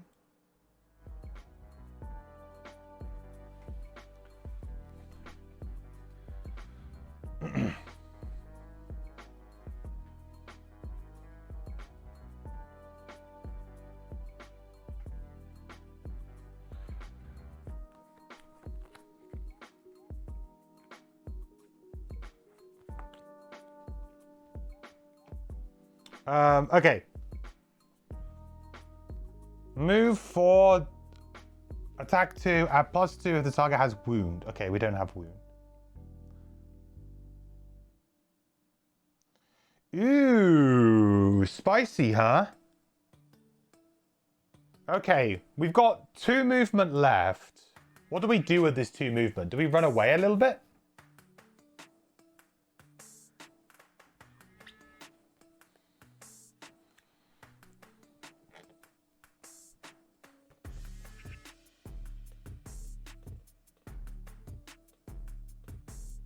So he's going to have attack 3. No, attack 2. But range 3. Okay, I think I can probably get a really good lacerating stabs here, right? On the next turn, maybe?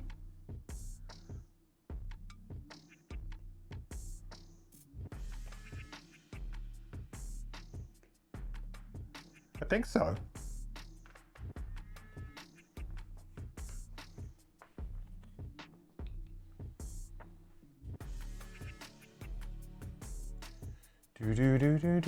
Am I going to redo the trap scenario? No. No. The solo scenarios for me are like a 1 stream and done thing. If we fail early and I have the opportunity in that time frame to retry it, then I will. But if we get to the end and we kind of narrowly get defeated, which is what happened with the trap one, then I don't really have much intention on going back and doing it. Because I'd rather just push the scenario forward, because I'm conscious that not everybody will even play the solo scenario or own the solo scenario too. So like I know that the majority of people probably did add it to their pledges, but not everyone will have it going forward.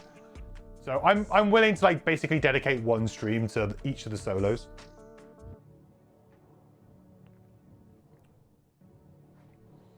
And as I said, even if we don't complete it, we'll have a look at the item and see what it does. We won't get it because we didn't earn it, but we'll look what it does.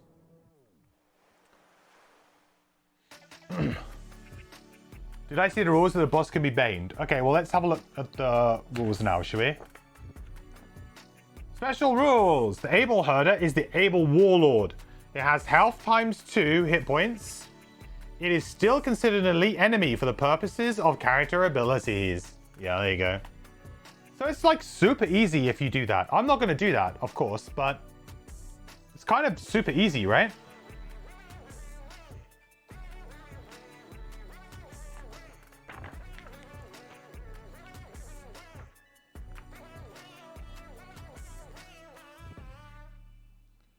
Okay.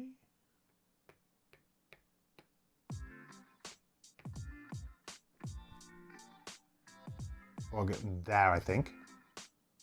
There?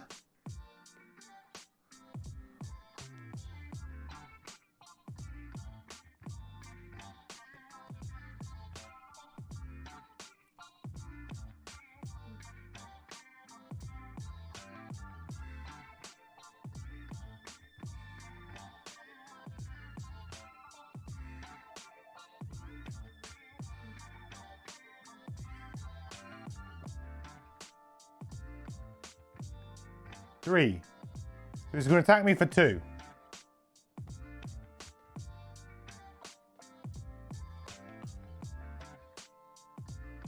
What? I'm not even... That's so weird. Still rigged?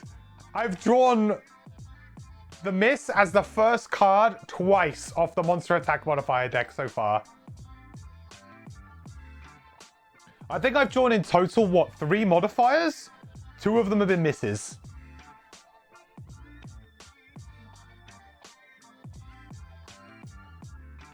That's crazy.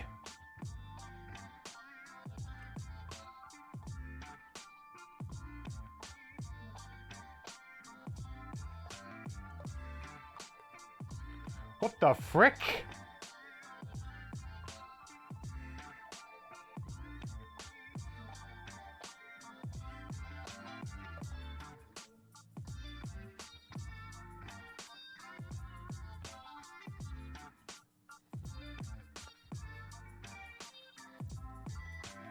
Do we go for lacerating stabs here and just sort of like attack one of the piranha pigs for 2 and then him for 3? Just seems a little bit like of a waste of an ability, to be honest, right now.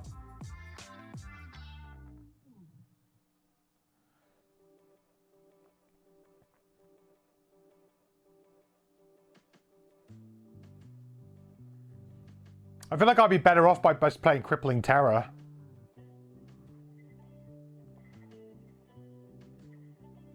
And then using the Corrupted Blade to get the poison and wound on here.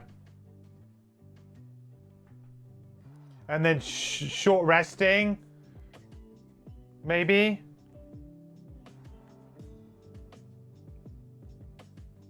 But then if I short rest, I lose my battle goal. But do I care about battle goals at this point in time? Not really.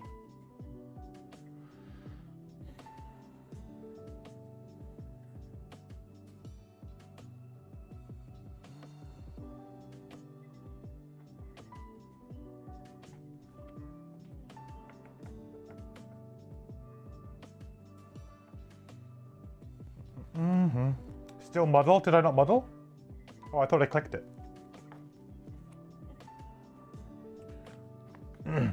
Do solo scenarios give items? Yes, that's the main thing, the reason to do it.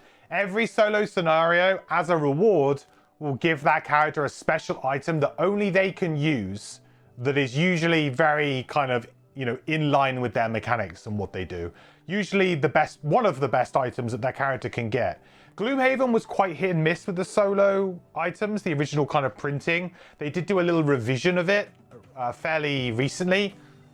When they did the solo scenarios into digital, they kind of did a little bit of a rebalance of a few of them. But essentially, yeah, they're going to be something very powerful that your character is probably going to want and use, and helps work well with your mechanics. They're the main change between Frosthaven and Gloomhaven was that, well, apart from the new rules, but was that in Gloomhaven, the original printing, you could sell that item to the shop and then another character could use it.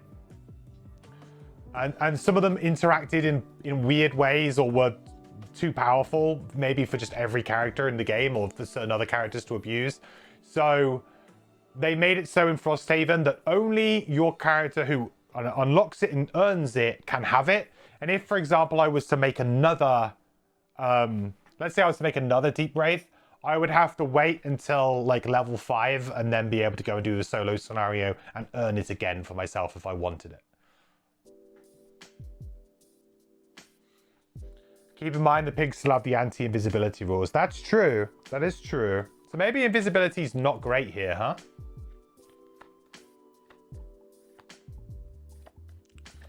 It really depends on when the herder goes though, because if they can buy me like one turn against the herder, then that's fine, right? Or the warlord, I should say.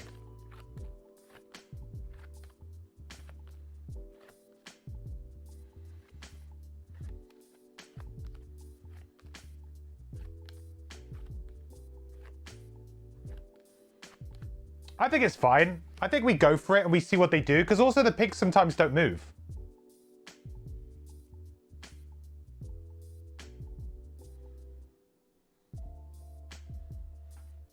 Like so.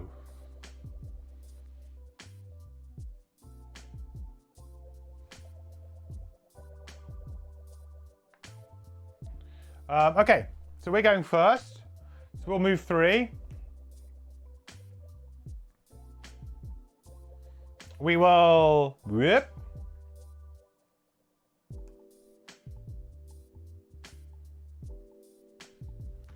Invisible. Then we'll use Crippling Terror. We'll spend the trophy for this. Let's consume the dark for that invisible too, right? Yeah.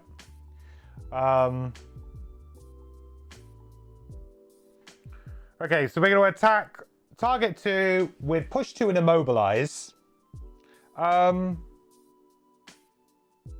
I kind of feel like there's no real point me using the spyglass yet. Like, I don't really care if this misses in a weird way. I think I'll probably use the Corrupted Blade on the herder, but that's about it. On the warlord, sorry. I don't think I really care about everything else. So we'll attack the piranha pig first. Got model, so...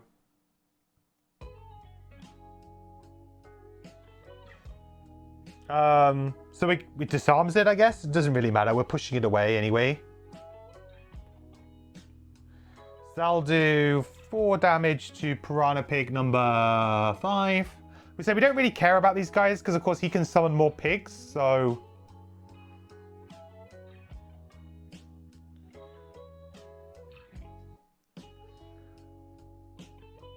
XP from the invis. Did I not give it? I thought I did.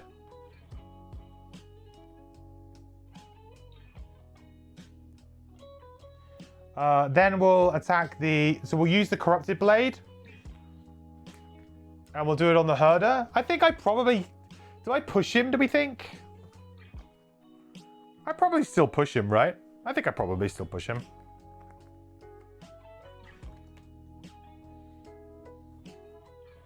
I think it's good to kind of break this group up a little bit.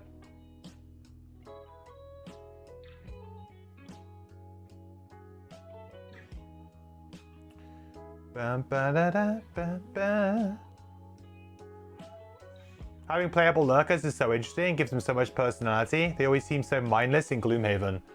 The lurker storylines in Frosthaven are, like, in my opinion, are the best storyline. I really like the lurker storyline. The only thing that I have a little bit of a disconnect with, do you remember that event we had about, it was either it wasn't last stream, but maybe the stream before. We had that weird event with the two sisters arguing in the library, and we have our Deep Wraith stood right there, and they're like, lurkers are awful, they're so bad, blah, blah, blah, blah, blah. And we're sat, like, Deep Wraith is literally just sat there in the conversation, like, like, there was a bit of a thematic disconnect at that moment, because they were like, oh, lurkers are stinky and horrible, and nobody likes them. They're horrible. And it's like, literally, it's like, I'm literally standing right here, dude. That's not a very nice thing to say. And then, like, I was thinking, well, and you guys as well. I was like, I gave you guys the poll. It was like, okay, guys, like, what do we do? Do we side with, you know, the sister who's sticking up for lurkers, or do we side with the sister who who doesn't like lurkers? And it's like, well, surely we've got the Deep Wraith in our party. Surely we stick up for the lurker. And I was disappointed to see that there was no difference in what really happened, and it bared no relevance to the actual event. So that was like one of those events that was like, oh, I kind of wish. And it was an example of an event that in Gloomhaven, they would have just put the class symbols on it, and it would have been like, yeah, it happens probably. But in Frosthaven, because they've gone with the tags rather than with, like, I mean, there might still be class-based ones, I don't know, but there might, the tag system doesn't really fall into that unless one of the tags is like lurker, I guess. I thought it was funny. Ancestry does still exist as a trait. Oh, okay. Well, then there you go. There could have been so there was an example there where it could have been used and it wasn't, and I was kind of slightly disappointed.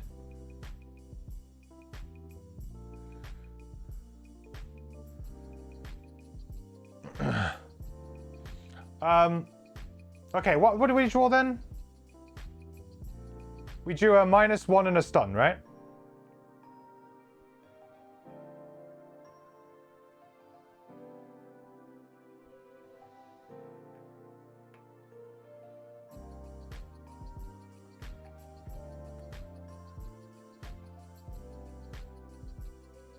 So that would have been 3.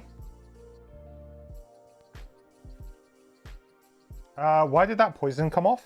Excuse me?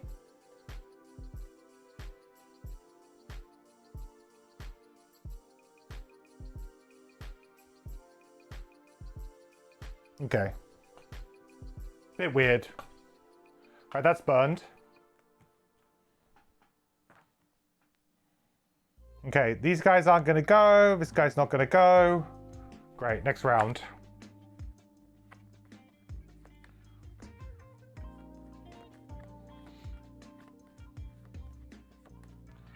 So now I could potentially short rest and go for the big attack.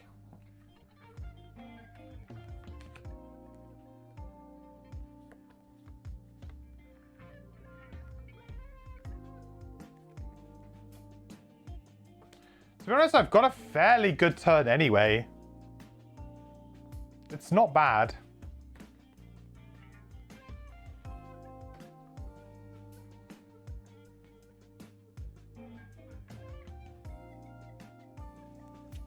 We can either go on 14 or 40. I think we go on 40. And maybe we dodge the Warlord, but not the pig. Oh! Mwah! Chef's kiss.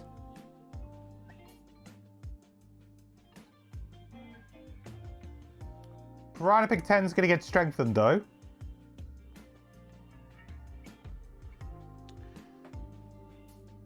So we'll teleport 3.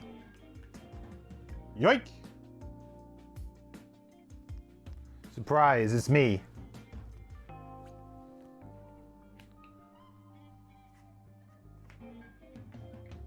Strange it didn't matter in that event then. Must be an outlier. Yeah, possibly. It might just be that the thing with that event, which I found a bit weird, was that the result was exactly the same, regardless if you went A or B. It was just the narrative that was told. But as far as I remember, I've got it, it's like at the top of my discard, so... Yeah, it's exactly the same. It's almost like just a filler event for just a little bit of fluff. There's nothing really, a little bit of story, there's nothing to it, really. Right, we'll consume our last charge then of our trophies. So we'll attack for 5 with Curse and 1 XP. I'm going to use my Heavy Sword and my Spyglass, of course. So we're going to attack for 6, poison 7 with advantage.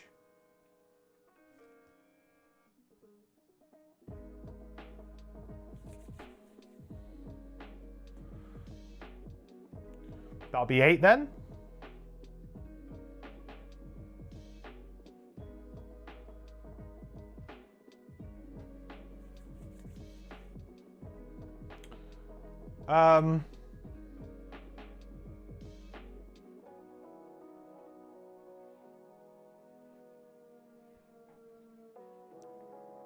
I feel like do I want to place the trap? Probably not right now.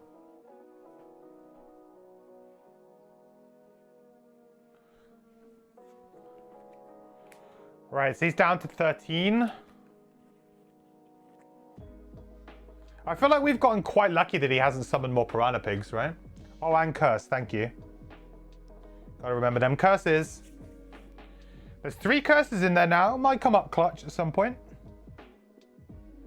Right, moving 2.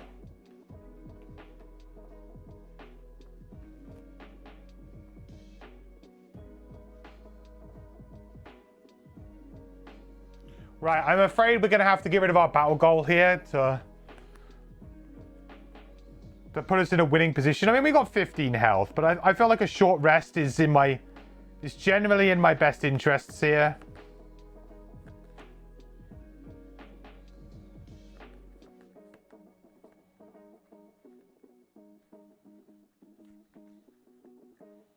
Not having any trophies is interesting.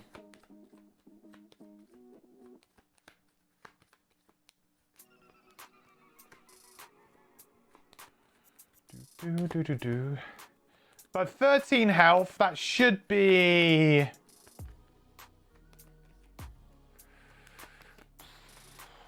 maybe 3 attacks. Maybe 3 attacks.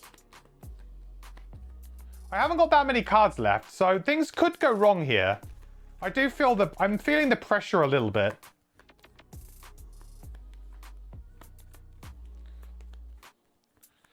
Most of the Crabbo, you get the Stabbo, yeah.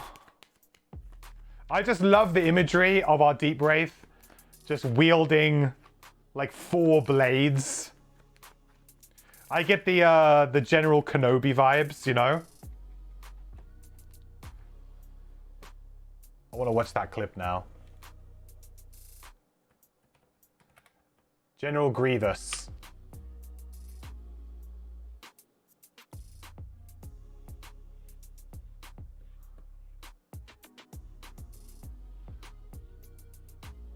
It's this, right? This is how I imagine the Deep Wraith to look like when we've got all of it going on.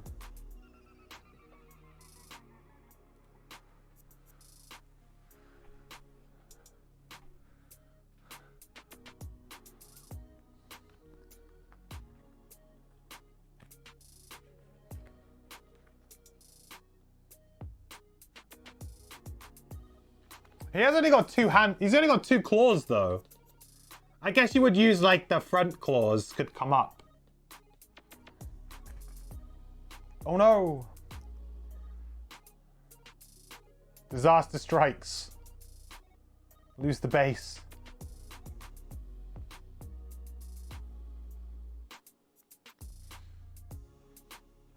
Your Kelp player thinks you should be able to bring 3 sets of boots to scenarios. Totally agree. It's completely logical and reasonable, I think. Logical and reasonable. Right, what card do we lose? What do we lose? I kind of want to keep the attack 1 immobilized, right? Because it's kind of attack 2 each time. With the poison. Crushing Darkness. That is probably our best attack. But then, having said that, everything else is like attack 3. I don't have any trophies, and I'm probably not going to get any more trophies.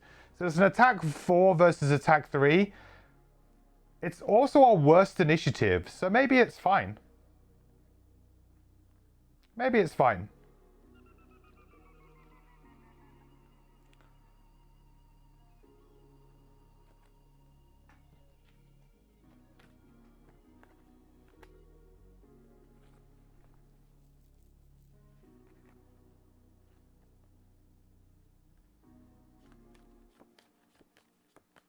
Because I'm not going to get any more trophies. Like, it's not going to happen. So it's an attack 4, which is our best attack in a vacuum. But I could also just go lacerating stabs and go attack 2, attack 2, attack 2, right? With the poison, that's 3, 6, 9. That's pretty good. I think it's fine to get rid of.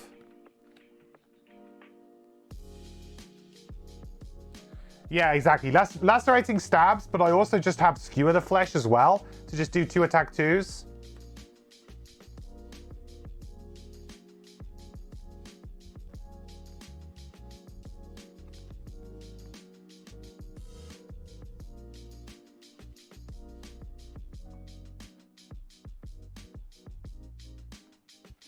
The play here is probably to go early and just Skewer the Flesh him. And then if we kill, we can just kill with this, right? If he's got 2 health left, we can just kill with this. Like if we get super lucky. And then on the following turn, we just go bang, bang. And that should be enough. Even without advantage. Sure, I think that's the play. We've got boots too. I guess the scary thing here would be if he summoned on this turn.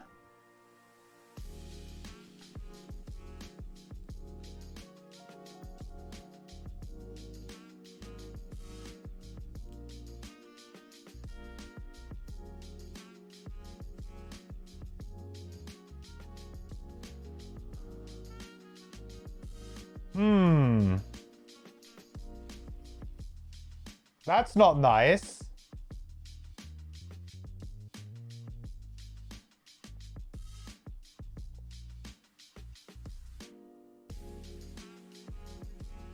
I guess I need to go before him.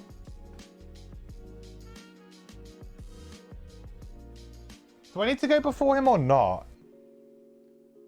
Do I care about the Piranha Pig? I just move away from the Piranha Pig before it gets to do its attack, right?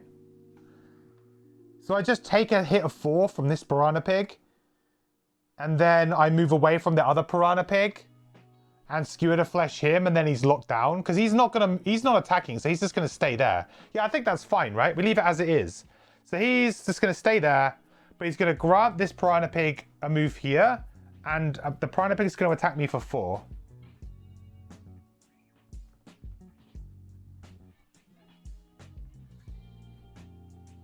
All power to the all-powerful monster attack modifier deck. Hey.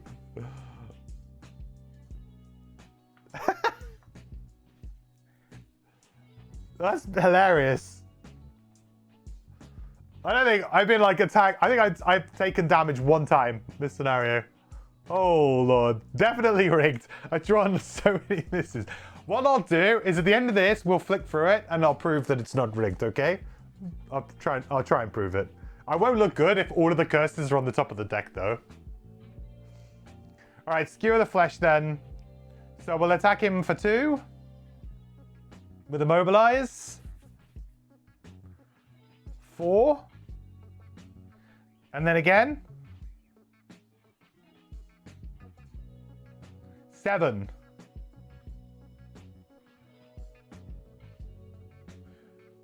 Right, because it's with the poison 4. And then with the poison 3.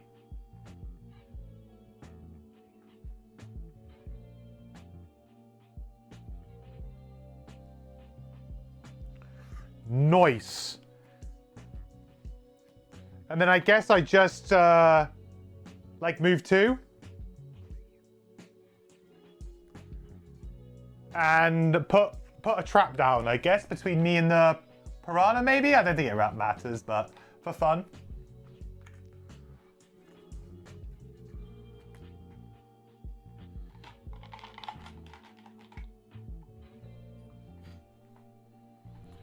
YOLO lost for max XP.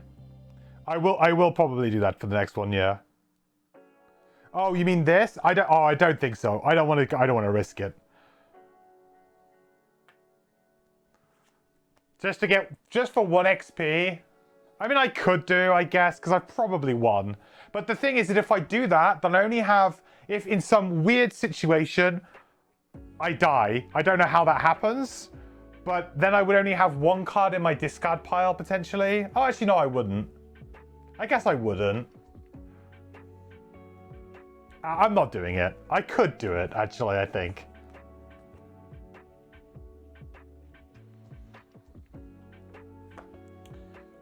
Did I just get super lucky in this scenario, do we think? Like, in terms of, like, what the boss did? Or do we think it's, like, that's pretty, like, on par? On brand for what we could expect?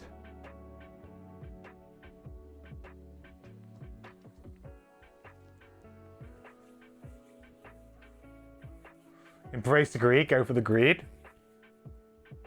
It's on the easier half of solo scenarios, in your opinion? Yeah, this seems pretty easy to me, mostly because a lot of the enemies you could kill in 1 hit, especially the first room with the scouts.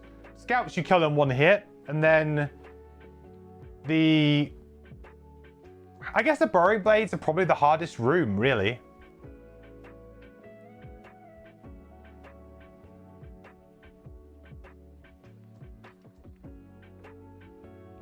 Being able to have the whole team go invisible seems hard for the enemies to counter. Yeah, but the Piranha Pigs did counter it. So the Piranha Pigs, they had infrared vision. They could see through invisibility. And if they attacked you, you would lose invisibility. So the Piranha Pigs can counter you, but it didn't take a lot for me to kind of play around that fairly easily. But there were a couple of key turns where, yeah, if the enemy had drawn a certain card, maybe I would have struggled. But it seems to me that this scenario, everything kind of went my way. And, you know, I'm not complaining. But everything kind of went my way.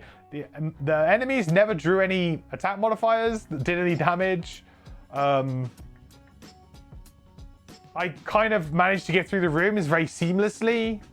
The boss hasn't done anything particularly bad. Like, it just seemed easy for that. Scouts are kind of free by design to let you stock up on trophies. Yeah, I left the room with max trophies. Okay, anyway, so we're going first, right? Hopefully? Yeah. So lacerating stabs it is then. So attack for 2. 2. Plus the poison, 3.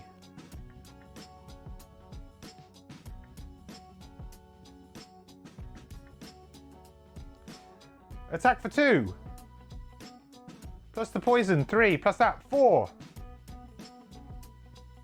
Very dead.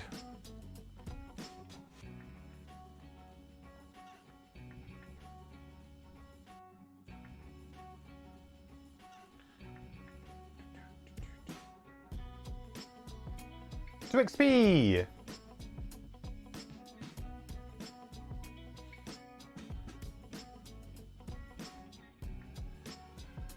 And then I guess I just go and get this loot, right?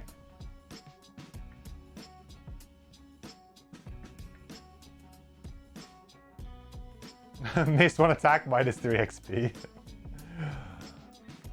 And I guess I do 1 damage to number 10.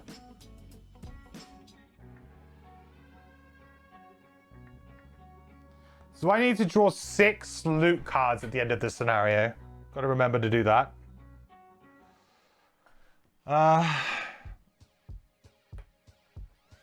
Sure. Now, will they do any damage? This is the question. Actually got attacked. So what was that? 5. And then...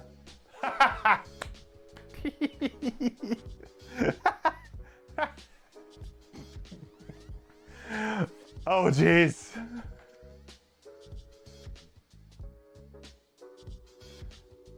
Oh, dear. It's just not their day, huh? Rigged? It's not rigged, I swear. Right. Look.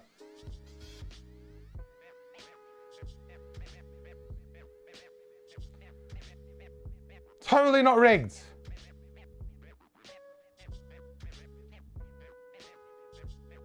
See? Normal.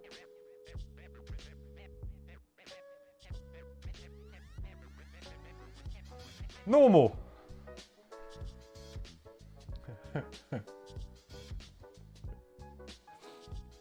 Try and sue you for defamation, but you say rigged.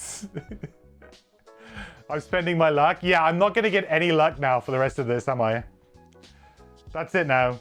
That's all of my luck used up. Well, there we go. Success!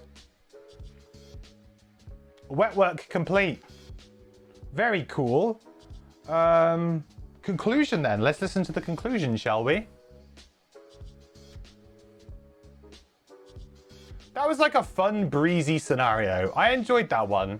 It was probably I like the solo scenarios a lot because it allows you to really get in touch with the character as well. Like a lot of the time when I'm playing duos and I'm kind of like trying to get the characters, like I always feel like I'm not quite, because I'm managing 2 characters at the same time. Naturally, one of them is maybe not quite min-maxing as much. It's nice to just be able to like take a breather and play it almost like I would like a multiplayer game, right? I'm just playing one character, focus on one character, focus on doing one thing well. And the game, like, I think it goes to show like how enjoyable the game really is when you're playing multiplayer. Because when you can focus just on doing your character well, on what you want to do, focusing on your elements, your resources, your cards, and your mechanic that you have, I feel like you can have a lot, you can actually kind of have more fun rather than playing like just some, because you can really focus down on it, and when you know that you've played well, it feels like you've played well, you know? Whereas in a solo scenario, it's like you can play one character really well, but the other character maybe not so much, and you still kind of get that, oh, I didn't quite get it right. Did I level up? Maybe. First things first, though, we need to do the... We need to see what Fortella's got to say. Conclusion. The Warlord, though a rather graceless foe, has fallen gracefully to death. Your mission complete. You don't wait around, craving the solitude that was interrupted. Outside of the cliff, you pass by the clan of lurkers, who have witnessed the remaining Abelai fleeing and are cheering, knowing you defeated the Warlord.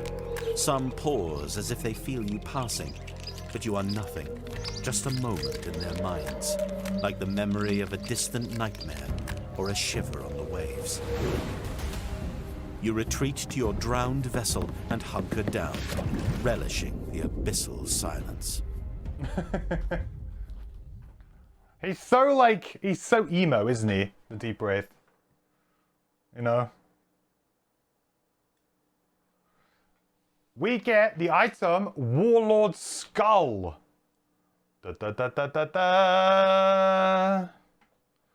Warlord Skull. Whenever you gain invisibility or perform a teleport ability while you have invisibility, After the ability, perform model 1, range 1.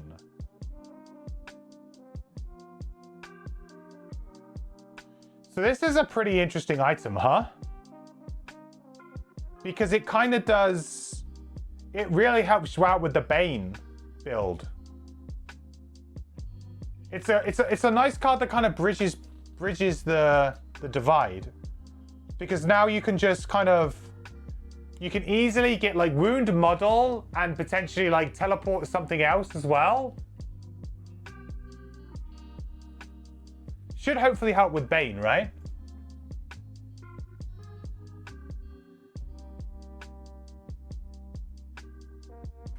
Great for Bane build in general, great for your teammates in a stab crab build. Yeah.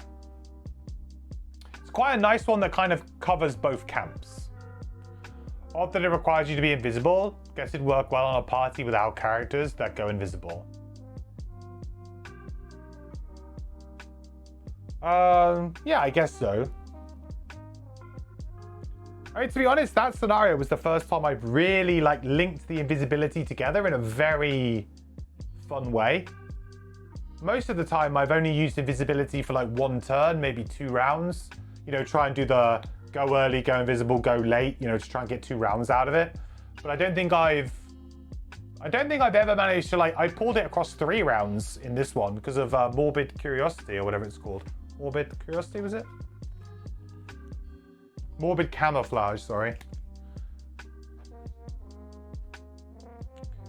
No, yeah, it's passive. It's every time you do it. So potentially has a lot of, you know, it could trigger. I mean, I don't know how much invisibility I have. I think I'm invisible. I play like maybe 2 invisible things, possibly. So for me, it would probably trigger twice per rest cycle, but I'm sure you could probably trigger it way more.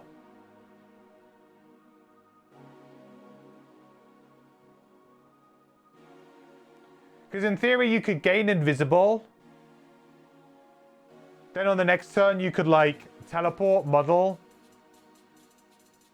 Then gain invisible and do it again. So I guess you could do it 3 times, right? Because you could go use the teleport invisibility. That triggers it once. Then on the next turn, you could use Morbid Camouflage to kill something, gain invisibility, trigger it again. And then you could teleport away while invisible, gaining it again, and then on the following turn, I guess you could teleport again, gaining it 1 more time. So actually, I guess you could get it like 4 times. You could get it a bunch of times.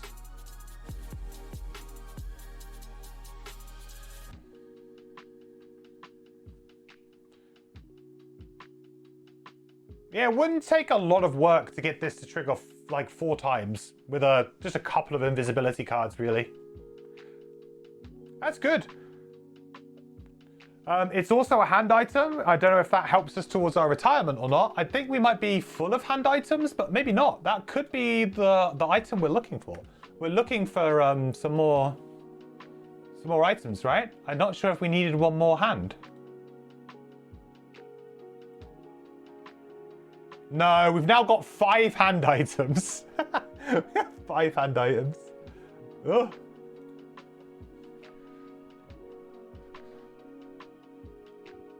That's cool. Well then. There we have it. Success. So I need to draw some loot cards here because the app doesn't seem to do this very well. So we need to do that ourselves.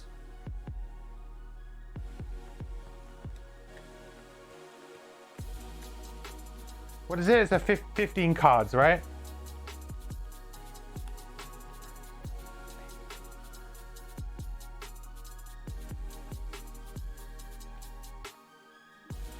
Oh, not those.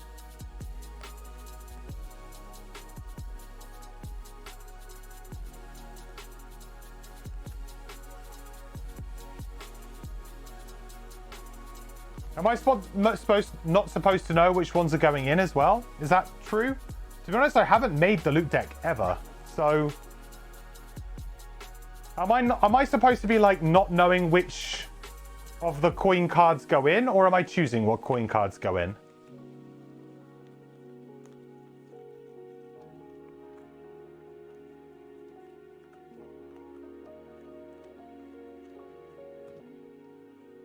I'm not supposed to know. Okay, well, let me just get all of the coin cards and shuffle then, and then just do it that way. I think that's all of them. Looks like there's about 20 of the coin cards. Yeah.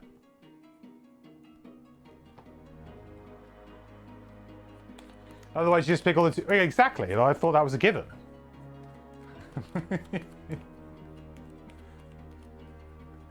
Of course. Naturally.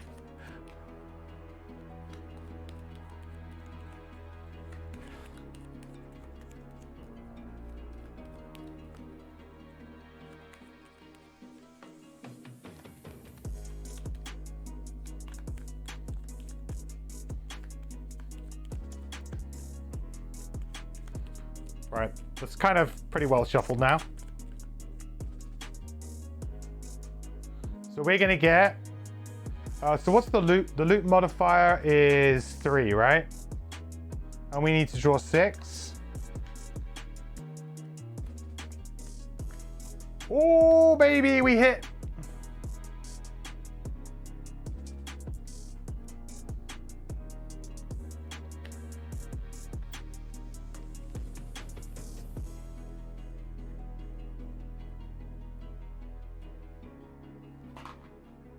I guess that's probably pretty average though. 2 2s. Not bad. So 3, 4, 5, 6, 7, 8, 9, 10. That's nice and easy. So that's 30 gold.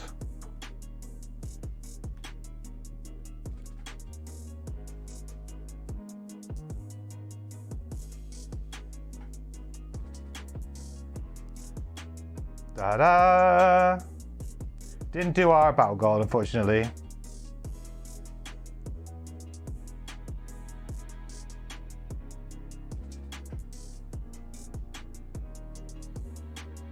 I've noticed that this app is very, very laggy recently. Since they did an update, this screen is like awfully laggy. I don't know what's going on, what they've done, but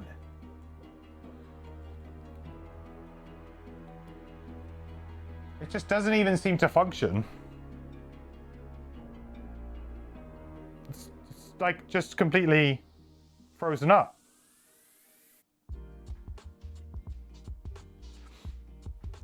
Don't spend it all on one place. I'm going to be spending it all on resources, I think.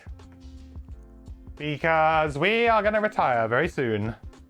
We need to just chuck a load of resources into the Frosthaven supply so at least we can build some things. Ooh, what happened there? It caught up. What? 0?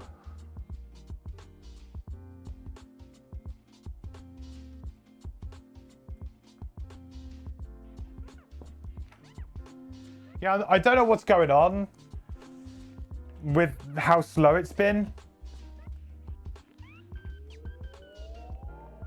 It's gotten worse too. It wasn't this bad last time. Maybe I need to like refresh it or something. Okay, there we go. Cool, what a great scenario. I mean, very simple. Like there wasn't loads to it really. But, you know, sometimes it's cool to do something that's like fairly straightforward. I think that's one thing that I think Frosthaven needs to, you know, going forward with the Gloomhaven or Haven games, if you like. One thing I think to be a little bit cautious of is, you know, the desire to always do something bigger and better every time. You know, these types of scenarios, although maybe a little bit easier, it's still fun to play, you know? Don't knock a scenario with a fairly simple kind of kill kind of objective with a small wrinkle in it. I think it's fine. It's good fun. Not every scenario needs to have a wall of text.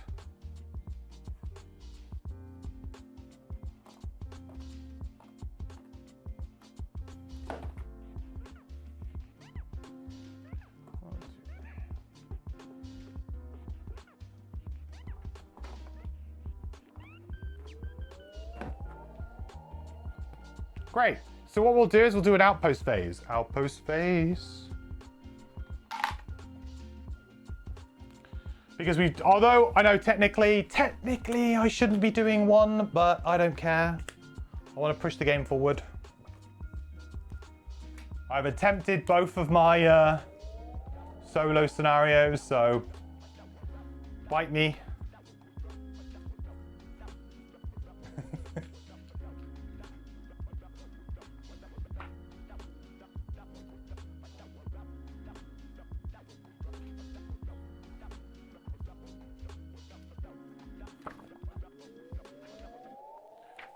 Bam.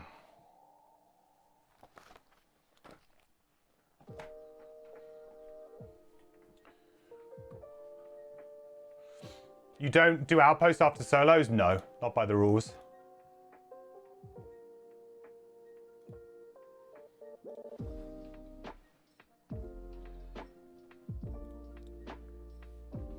By the rules, the solos are supposed to kind of happen like as like a side event that you kind of do kind of in town, if you like.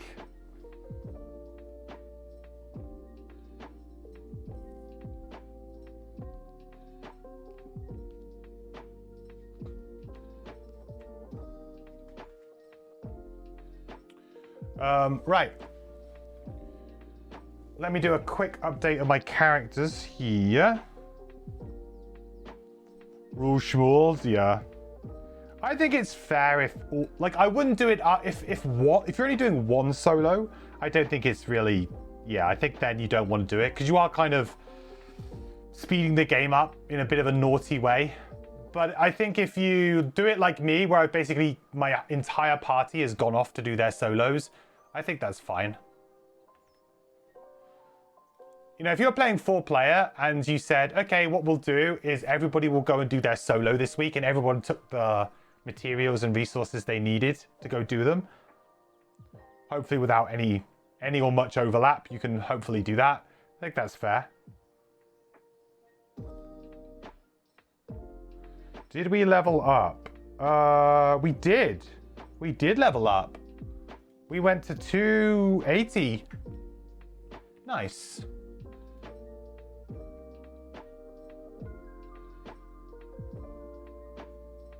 Very cool.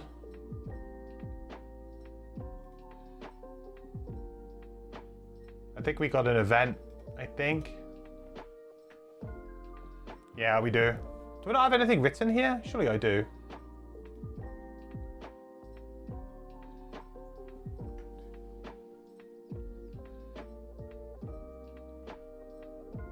Oh, I must have forgotten to cross one off last time on my sheet. Yeah, this is the master. This is the master. This is always right. 183 and 169.3. Let's do 183 first. Guess you can justify that? Yeah, of course. Yeah. And like, if you think about it this way, you would still do an outpost event if you went out to a scenario. Like, if you really wanted to cheese the mechanics of the game, you could just go to a scenario, give up on the first turn, and then go back to Frosthaven, right? With no rewards in hand, that would trigger an outpost phase. So if you really wanted to like cheese the outpost phases, there's more than enough ways to do it already. So I don't see it as a problem. There's enough grey area in the rules already. They do not qualify what an attempt is, really, do they?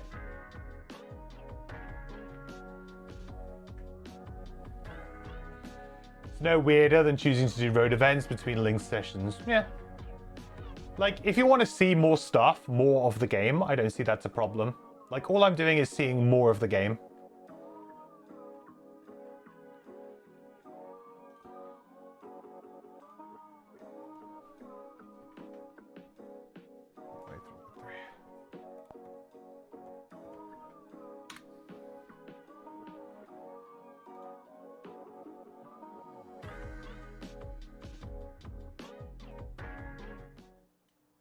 Okay. Ah, my best customers, eh? It's the old traveling merchant and his Oh. carriage full of items of suspicious origins. He invites you to poke through his inventory. Same price as before, but even better value.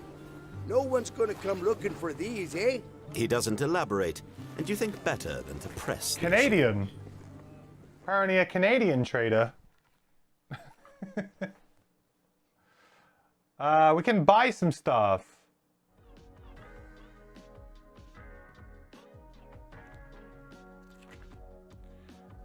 Where's my section book? There's my section book.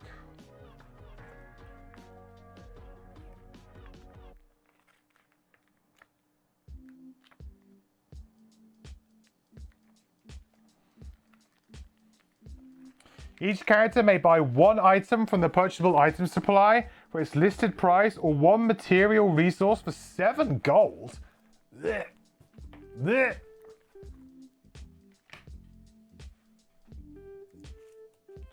That's bad value. Where's the purchasable items?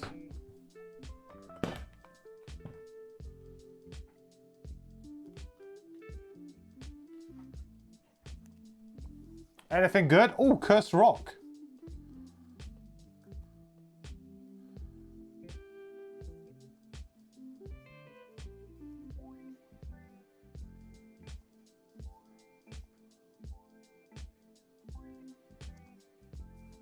Flashing Axe, kind of interesting.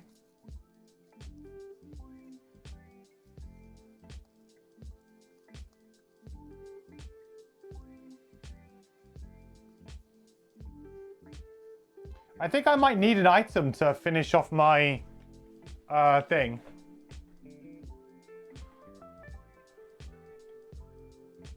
What am I lacking for my Kelp? I need a head and a chest. Oh, and boots. I need 2 boots. I need 1 head and 1 chest. So maybe I buy like wing shoes from them? Or is there cheap boots I can build anyway? I mean, 15 gold's pretty cheap, right?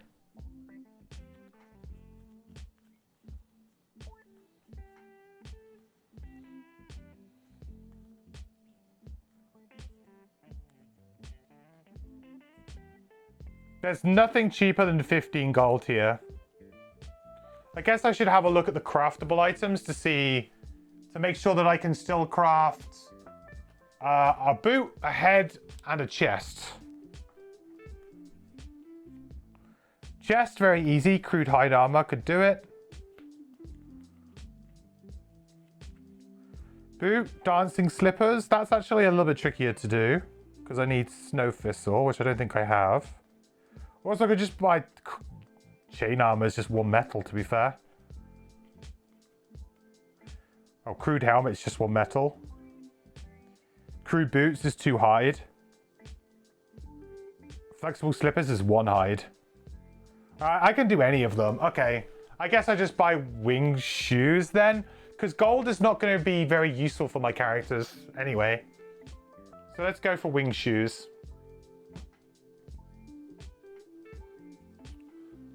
Also, I should probably gain inspiration for that, just because I've done 2 missions and this is one of them successful.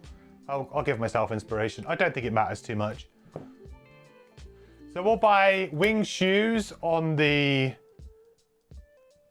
on the Deep Wraith, right?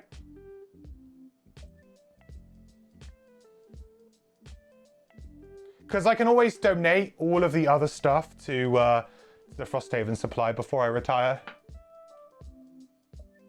If I haven't unlocked the enhancer, gold is not super valuable.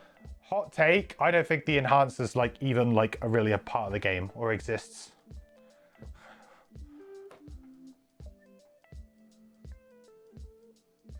I think by introducing so many crafting, brewing potions, building buildings, I think that they've kind of introduced so many resource sinks into the game that enhancements are whatever.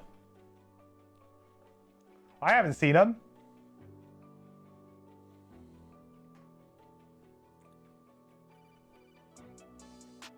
It was the second building. You got very lucky. I have not seen them at all.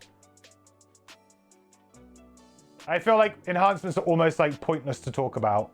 Until you're like really maybe high level, and then you've got gold and you're just chilling, doing whatever. Come on. See how slow it is? It was never this slow before. What has happened to this app? It's just like died.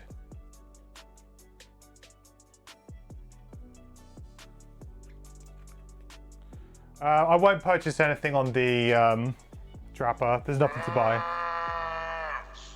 Devs indeed.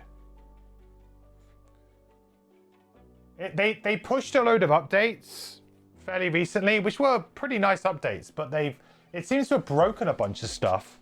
It's made it really slow, and it broke like the automatic elements and stuff like that. Not the automatic elements, sorry. The automatic negative conditions didn't seem to be working properly.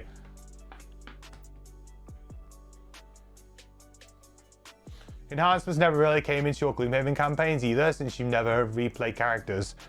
I'm very surprised by that, because you could get enhancements so early, and they were just like the thing is that a lot of the discussion around characters was warped by enhancements. So instead of enhancements being complementary, they were more like, oh, if you get strengthened on the bottom of Mana Bolt, you're laughing. Like, your character becomes way stronger. Like, it was so good that it was something to really aspire to be like, this is something you want, and you don't want to spend any money on items because you want to get enhancements, then you want to get this. And it was seen as like a core part of the builds for different characters, the enhancements. Whereas I can foresee that in Frosthaven, that will never be the case. All of the characters will work fine without enhancements, and enhancements will literally be just making the odd ability a bit better here or there. And they will be complementary. They won't be defining.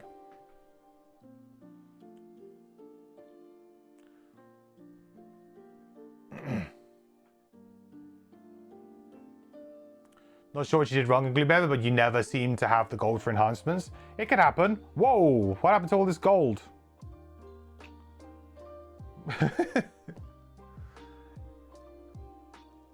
I think it doesn't help that I also played the game on increased difficulty a lot. So when I played the game on like just normal and +1 for my first playthrough of the game, I don't remember enhancements being that crazy. Like there were a couple, but I don't remember it being like a really big defining thing. But when digital came out and I started playing Gloomhaven digital a bunch, enhancements just became like clearly the best thing to do. And by playing on increased difficulty, and the better I got at the game and the more I was confident to increase the difficulty, you know, by the time you come to Frozen Hollow and you finish and get your enhancements, you're already probably in the bank. You've already got enough gold for like a serious enhancement. Definitely explore the data, then refresh the app. Do you think it's just because there's so much, like, it's just... Yeah, I mean, that could be the case. It could just be that it's just bogged down with information right now.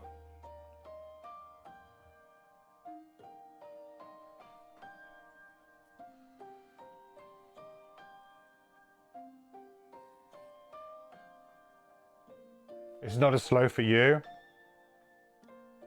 Okay. Well, let's try and back out of this a second.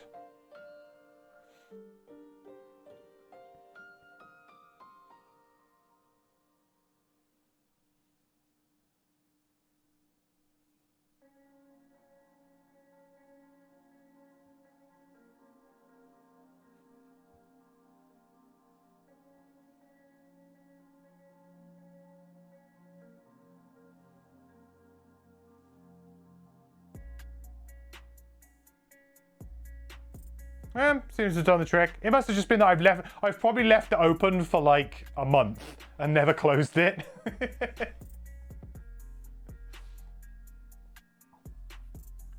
What are we doing now? 169.3.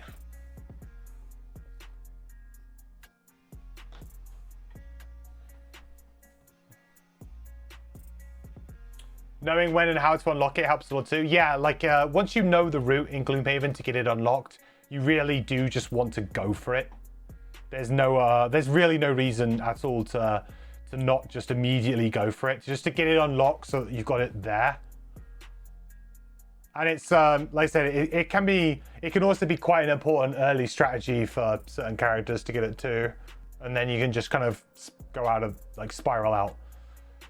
But yeah, if you loot pretty well, like in Black Barrow on like +2, +3 difficulty, you can easily have characters already having like, you know, 25 to 30 gold. And if you don't really spend much on items, you can basically get like strengthen on Mana Bolt, probably by that scenario if you saved and you looted really well.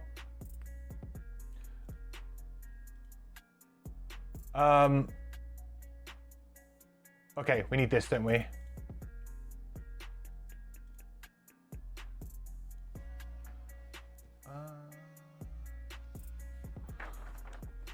169.3.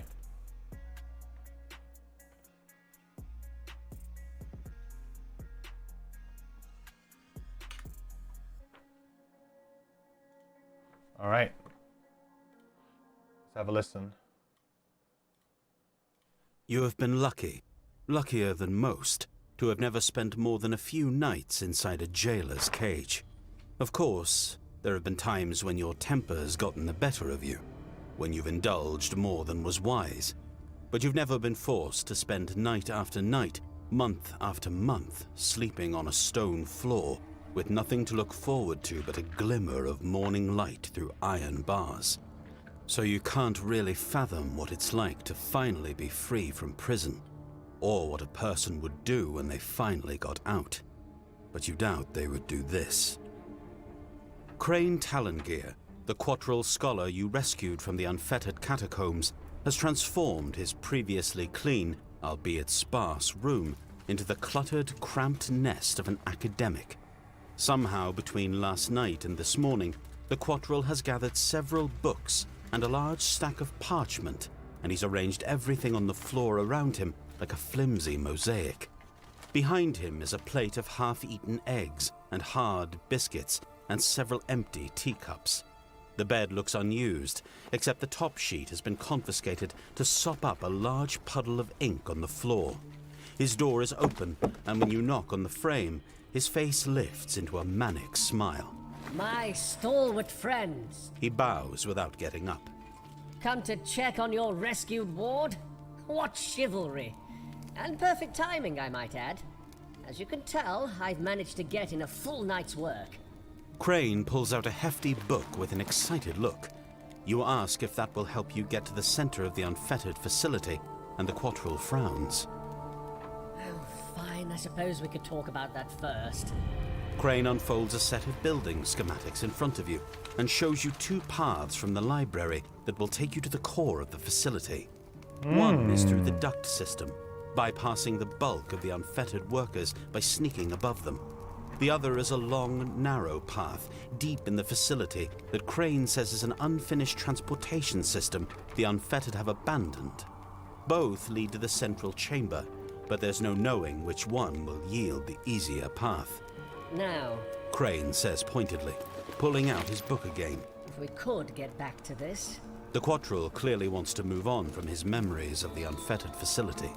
So you take the hint and ask what he's so excited about. Oh, new scenarios, Buried Ducks 36 and The Dead Mile 37. We've also got to read 190.4 now. Do it now. Okay.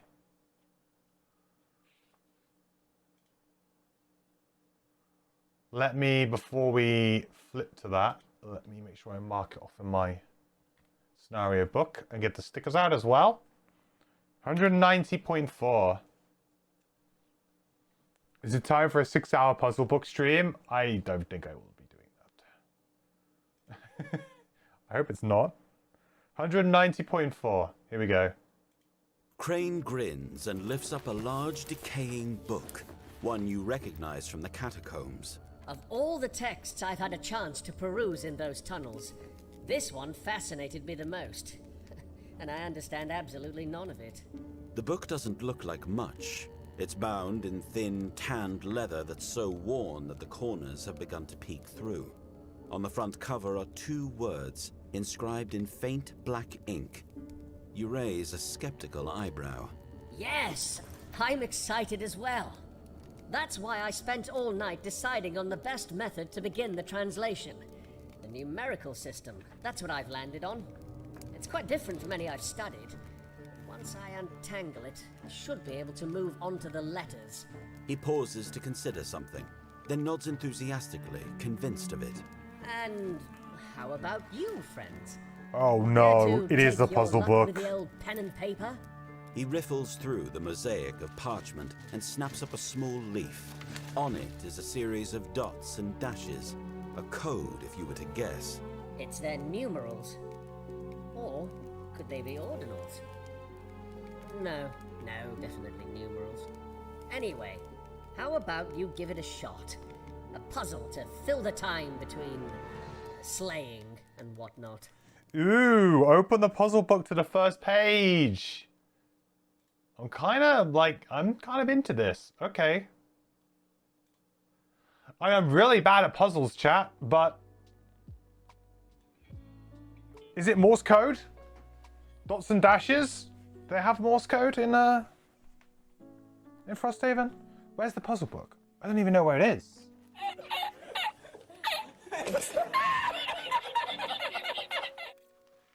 Don't laugh. I don't know where I put the puzzle book. Oh, here's the puzzle book. This is the puzzle book, right? Ooh.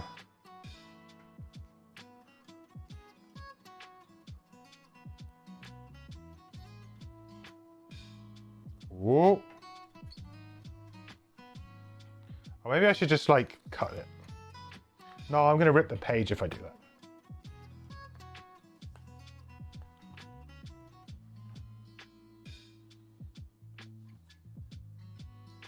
You unlocked the puzzle book at like 10:30 and half the player went home and you and the software engineer stuck around doing the thing until 3 a.m. Oh god.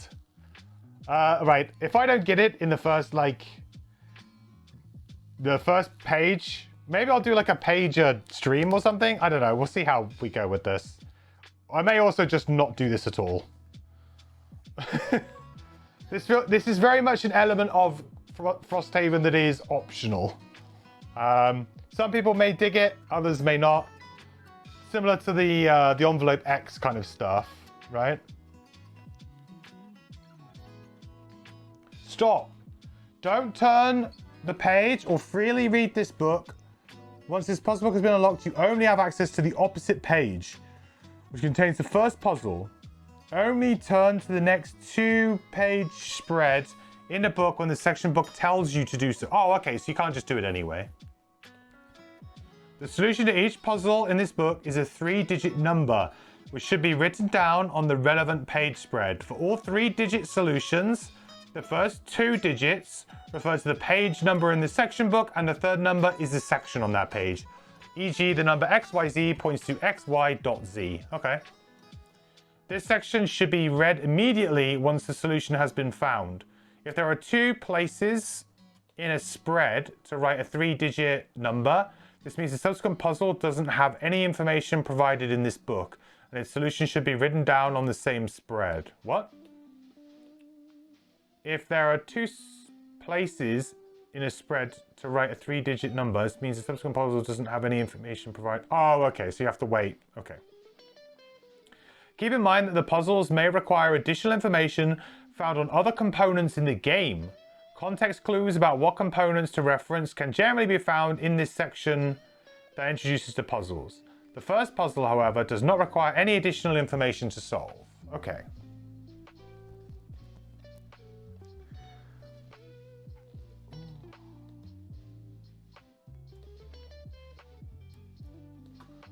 So we got like an X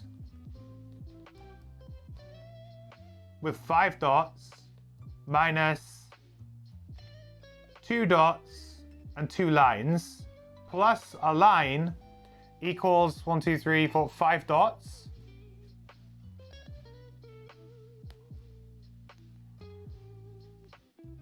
Then the next one is dot, dot. So dot, dot, line, dot, line times line dot equals 1, 2, 3, 12 lines.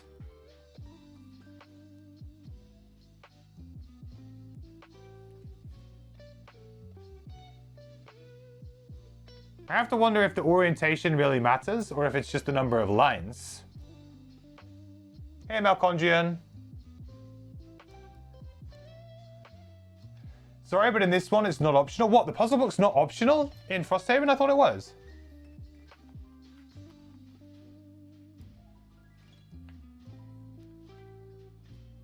Or are you trying to force me to do it?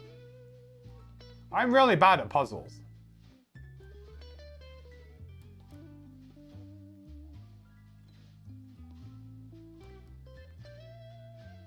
So do the dots, does the dots and the lines maybe have a value?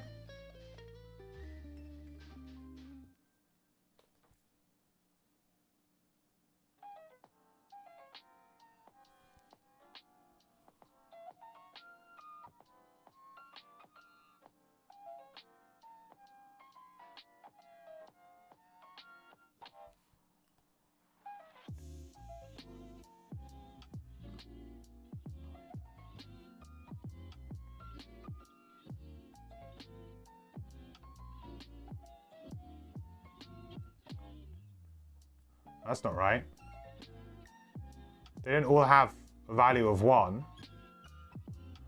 Unless that's 1, 2, 3, 4, 5, 6, 7.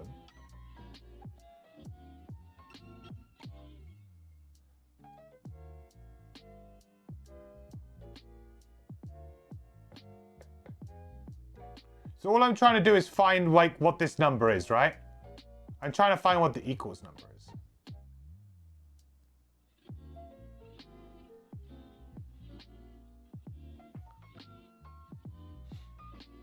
It's actually mandatory, no cap. What? It locks the main quest line? Bruh. What happens to just killing monsters, you know?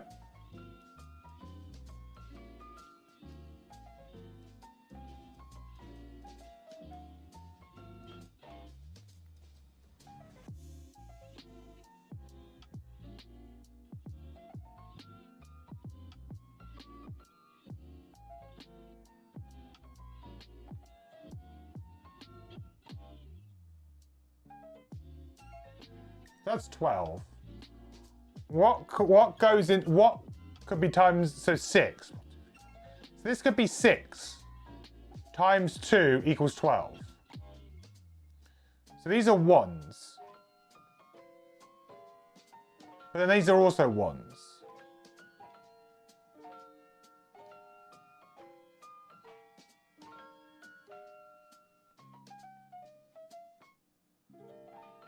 This would be 6 times 2 equals 12.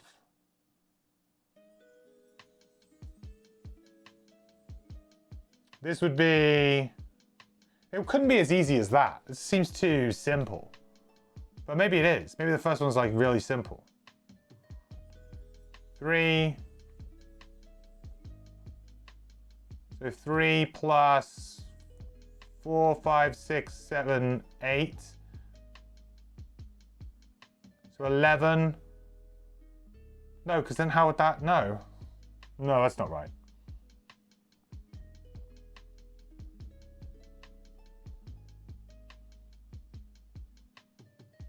And so the 3 digits are this, this, and this. So X is a digit.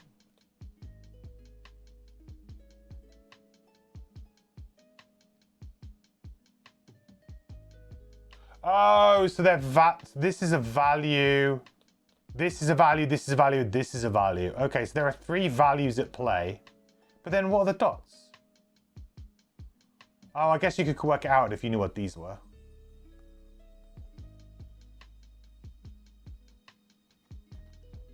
Chat can help if I'm stuck. Yeah, I will definitely get stuck.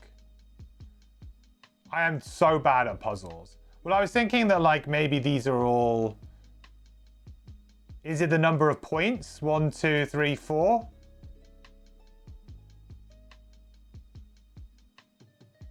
Minus 1, 2. Well, 1, 2. So 4 minus 2 is 2 plus 2. 4 equals 5. No. Well, then these are dots, though.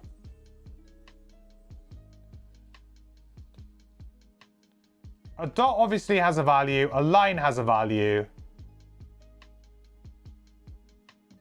I should probably work backwards, right? This one feels like the easiest one to do, because if this is like, this is 12 lines, right? So it could only be a certain amount of things. It could be straight up just 12. It could be 6. No, it could be 24.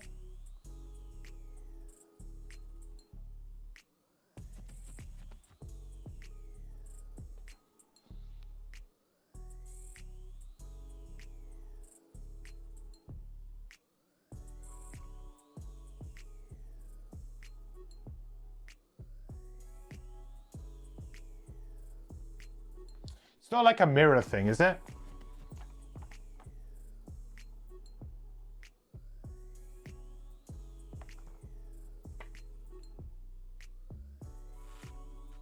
No, that wouldn't work with any of these, really. I don't think it's a mirror thing.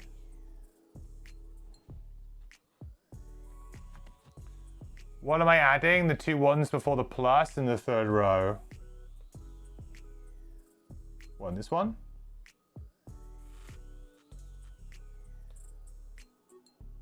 Oh, I see what you mean. You're adding like a 2 dots to there and there.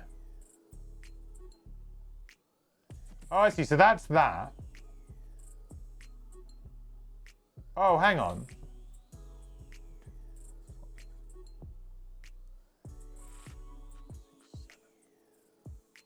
I don't really get that one, though.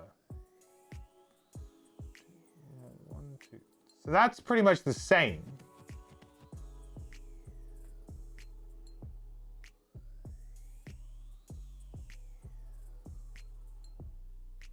Plus this.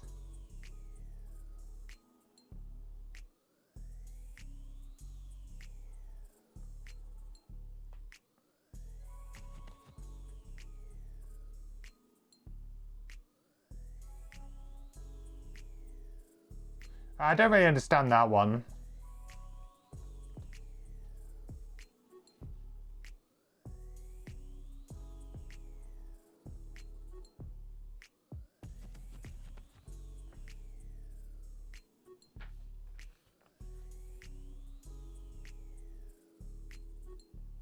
This isn't like a box or something, is it? Or like a number of triangles or something? I mean, there's triangles here. Is it like a number of triangles? So this plus this makes 1 triangle.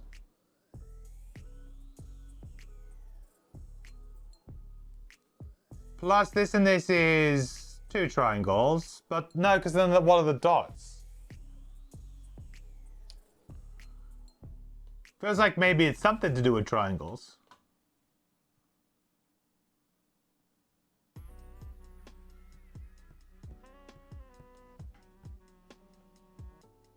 I never had this in school. No, I don't think so. It's been a long time since I've been to school, and I'm not very good at this kind of thinking. So I've never been very good at this type of thing.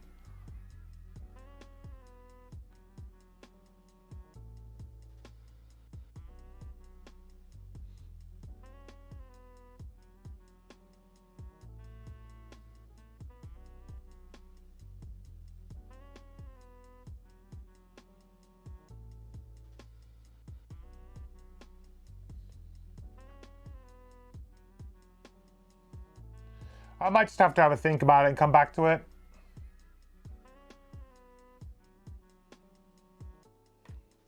I'm not necessarily bothered about like you guys telling me, and I'll just try and maybe figure it out.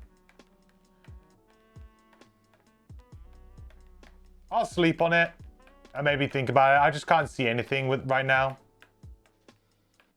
I'm sure there's probably a method to try and like work through it. 'Cause obviously there's like 3 different things down here as well. That are probably the numbers, so I'll probably just do it. I don't want any hints, so I'm not going to read text anymore. Oh wait, I can't look at it anymore.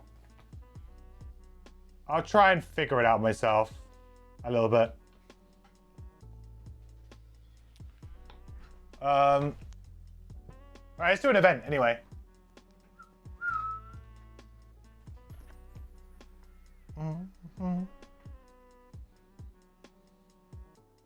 Oh, that's winter. We ain't in winter. We're not in winter.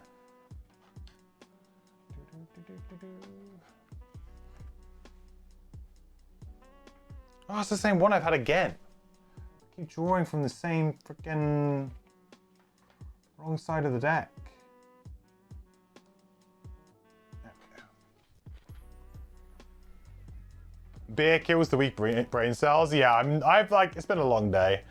And I've had a beer. I don't feel like to be inclined. I will say this: I'm not a fan if this is mandatory. Not a fan personally. Like in my opinion, this is an element of the game that can be fun for some, but not all. And it was not an element of the game that I particularly enjoyed in the first one, and I won't be particularly keen if I'm forced to have to do this. If I'm honest, because it's just not like. It's just not part of the game that I particularly enjoy. So it will be a negative for me. As like, why force people to do it? You know, when, like, if I want to play an escape room game, I've got a whole shelf full of them, of puzzles and books and things like that. I want to play Frosthaven. I guess you can at least do it like outside of the game, which is fine. Like you can just do it outside of your sessions. So it's not like a big thing, but if it does get to a point where I can't figure it out and I'm stuck, I won't be particularly happy. Am I going to try the Frosthaven RPG? Do you mean the Gloomhaven RPG? I mean, I will try it, not like on stream, unless like we can get something together or something, but...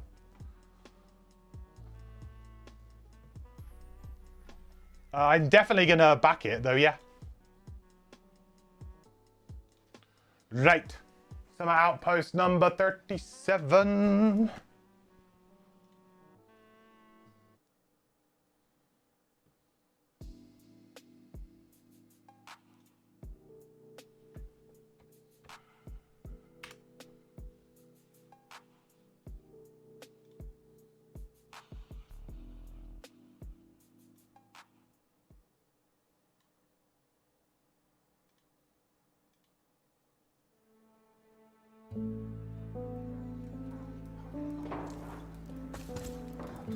Malnourished and near shock, a young orchid stumbles through the town gates. A bow with a frayed string is slung across his back, and he recoils from the sound of the people who rush up to tend to him. You move in for a closer look and recognize the face despite the wear. It's one of the young mercenaries you helped fund some time ago. They're dead. Oh, that guy. That wasn't even that long ago. Right where we thought. But they're all dead. He unleashes the cry of one who's seen horrors not meant to be stomached. Uh-oh. He refuses to elaborate, and you know better than to press for details. He throws down his pack, tears streaming down his face, and runs back out the gate. Several concerned townspeople catch up and assist him to the infirmary. Option A. Vow to avenge his fallen party. Ooh. Option B. Try to recover whatever you can from the pack he dropped. Seems like he won't be needing it for some time. If ever again. Okay. That's not very nice. Right, which option are we going to go for, chat? Option A or option B? Option A is to vow to avenge the fallen party. Option B is to try to recover whatever we can from the pack that he dropped. Seems like he won't be needing it for some time, if ever again. Oh dear. This is kind of it's kind of grim. bit foreboding.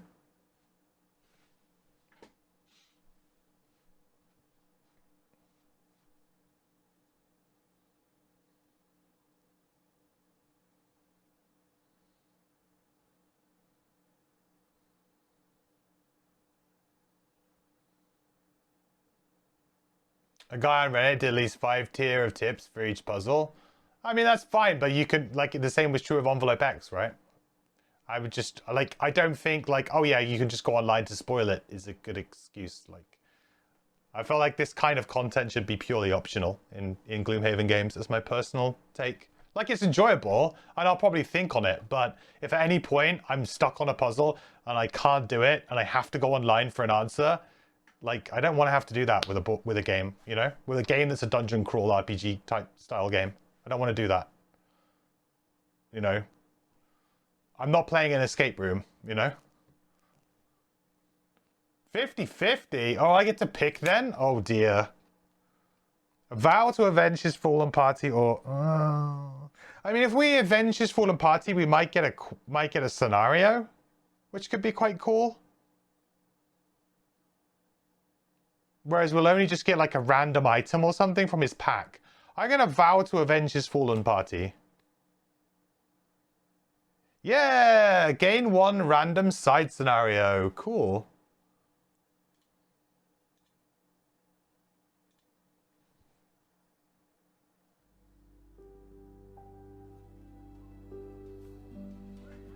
A. You catch up with the orchid in the infirmary after he's had some fluids and some rest. We didn't stand a chance. He grows quiet again, but calmer this time. Before his mind drifts back to reliving the experience, you interject, letting him know you'll avenge his friends. Thank you. Over the next few hours, he explains the experience, and then hands over the object that inspired the adventure in the first place. Oh! Apparently if we had gone B, we would have gained 1 random side snow and 2 collective hide? What? Dude. That's not really much of a choice, is it?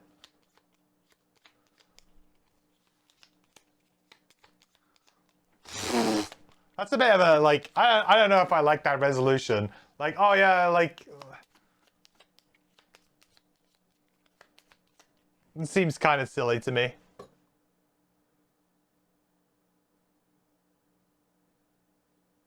All he had was 2 hide, apparently. But I just don't like the idea that you get both, like, with that answer. Like, it was, like, quite a clear choice. And then one's like, no, like, you should have been greedy and taken stuff from his pack. And you would have had the same result. And you would have gotten 2 extra things. Oh, okay. I don't mind that so much from a perspective sometimes of, like, if you're being attacked or something. Like, tactically, sometimes it's like, oh, you get 2 different things. Like, maybe you start with wound, or maybe you start with poison, or maybe you have to discard a card, or, you know. Those kinds of things. Slightly different asymmetrical results, but...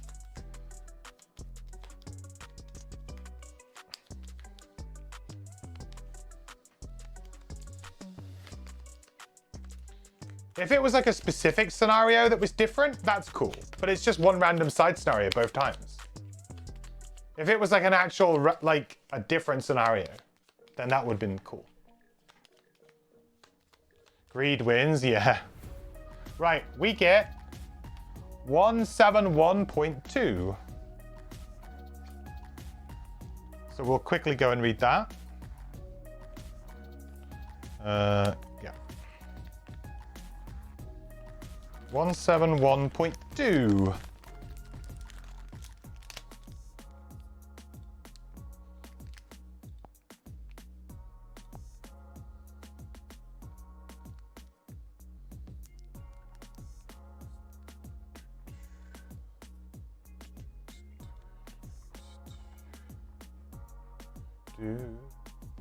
You like our choices in Haven are basically save the orphans or ransack the burning orphanage for loot.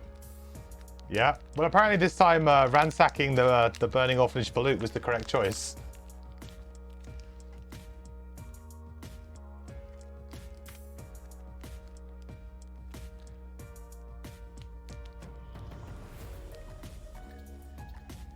And now we unlock a scenario that has nothing to do with that guy. I mean, it may or may not, I guess. It's luck of the drawer again, right?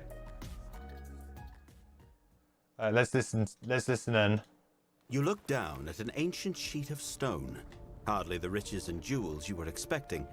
But there on the stone, faded, yet still complete, is a painting. A landscape, as if painted using the tip of a stick or a claw. And despite the crudeness, the details look familiar to you. You could probably find the place this painting depicts if you searched long enough. Ew. New scenario, lustrous pit. Ugh. Yikes. Lustrous pit. 108.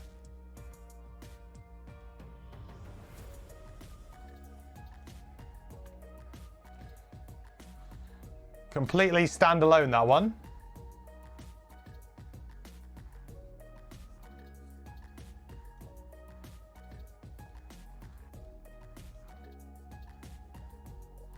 Right, I guess I should probably, I have to do this thing as well. Remove event, Summer Outpost 38 from the Outpost deck as well. I'm guessing maybe that's the good one. So perhaps we got the bad one. There was actually one where, oh yeah, they come back successful, and so maybe that would have happened. Like, I can probably take a look at this and see.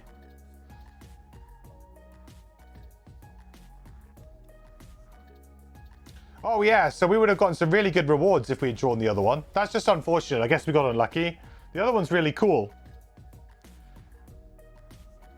They actually come back successful.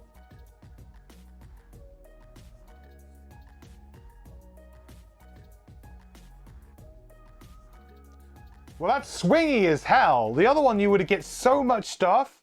You could potentially get 20 collective gold the first time you draw it, put it on the bottom of the deck. If you get it again, you could just keep cycling it for 20 collective gold, full in the knowledge that it exists in the deck. I mean, I guess you have a huge deck, so it's probably not going to be that much of a problem. But then the other option gains you a random side scenario, 20 gold, 2 collective wood, 2 collective metal, 2 collected hide, a soldier, and removes the negative event from the deck. That's like ridiculous. It's crazy.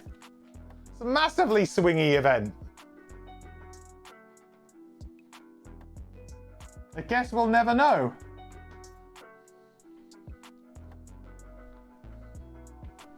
That's kind of crazily swingy, actually.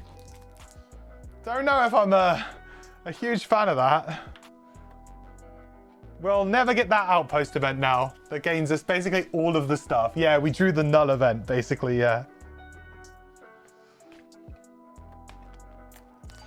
Again, I wouldn't mind it if the other one didn't give you the random side scenario, because it's like, oh, it's fine. We got a random side scenario. That's cool.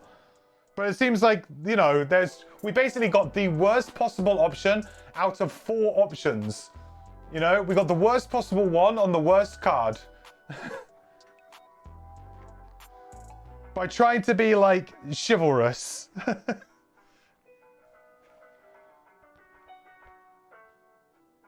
Okay, so what was the other 2 that we unlocked? We unlocked 30... Was it 30... 36 and 37.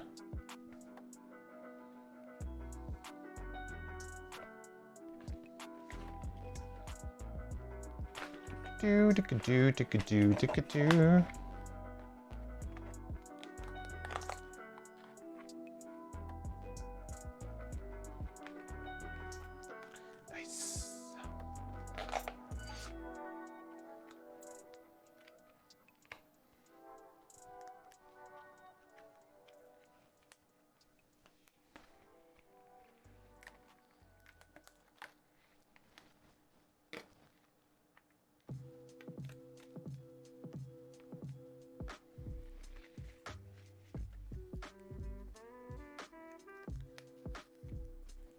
Cool. Right, so now we're going to do building operations. I think we're going to buy stuff.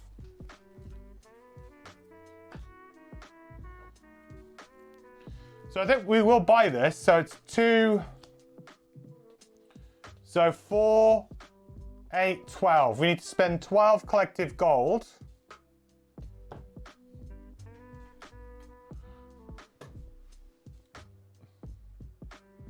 Should be easy.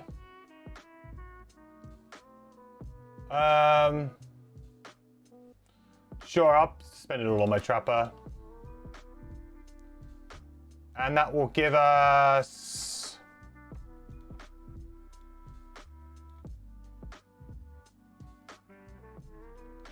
a nice, healthy, bumper amount of resources in Frosthaven.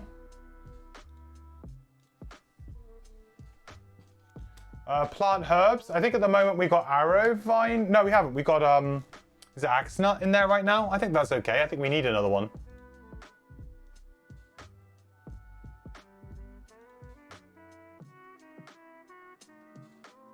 Yeah, we need axe nuts. That's fine. They can stay in.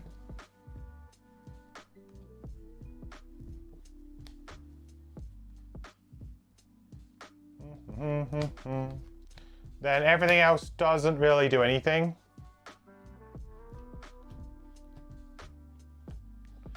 Craftsman, no. Alchemist, no. Tabletop, no, no, no, no, no, because we're all maxed out. So that's good. Okay, that's building operations done. So now we can go into downtime. So downtime... I don't really need to do anything in downtime at all right now. Except for level up, I guess, on the Deep Wraith. That's the only thing we've got to do, right? So we can choose a perk. And we can choose our level 6.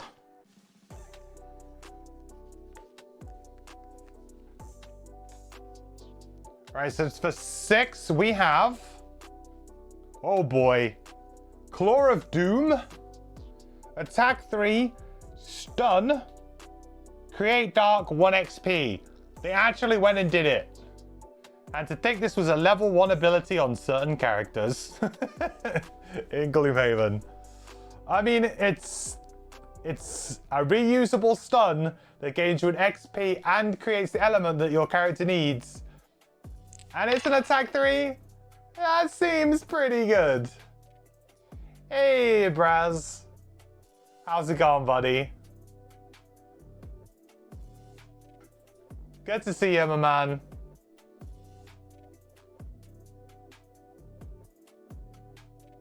Welcome in.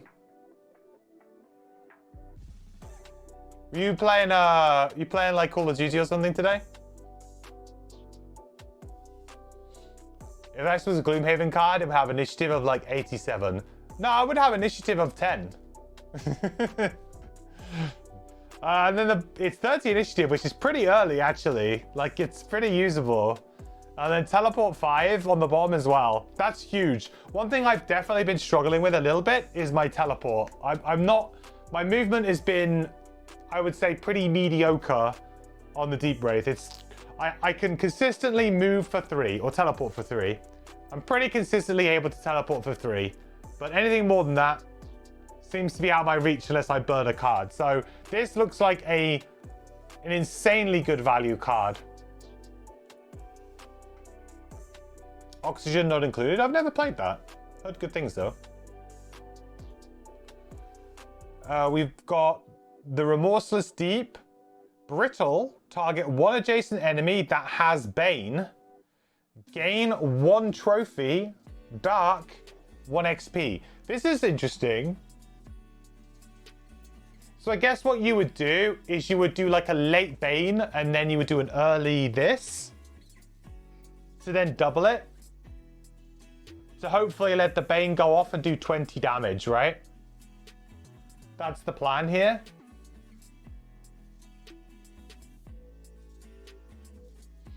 It's a good game. You're awful at it though.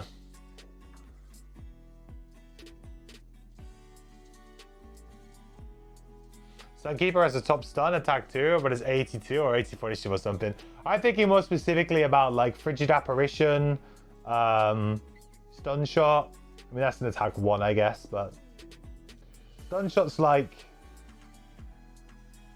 I want to say it's like 20 something initiative.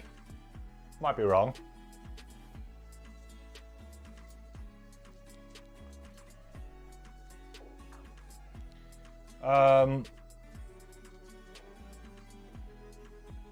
The bottom of this is teleport 3, wound all at range 1. That's kind of good too, but then we kind of do a lot of wounding ourselves anyway. Might be a little bit kind of overkill.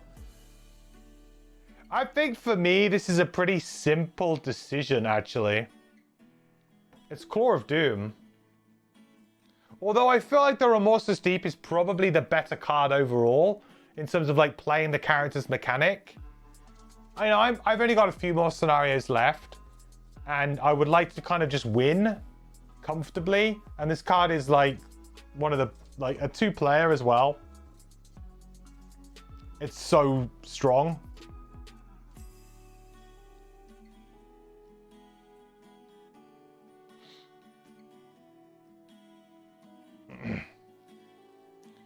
Claw of Doom is never going to be worse than like an 85th percentile play. Yes, it's like Claw of Doom is just like, it's got an incredible top and incredible bottom. Whereas I think the Remorseless Deep is probably better if you can use it. But if you don't use it, then it's pretty meh.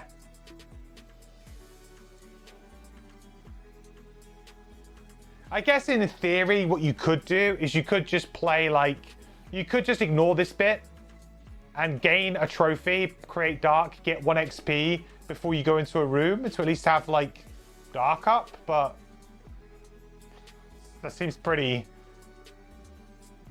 unremarkable really. And the bottom is just a teleport 3, which we have a bunch of, and wound all, which we can kind of do anyway. We can kind of wound a bunch of things anyway.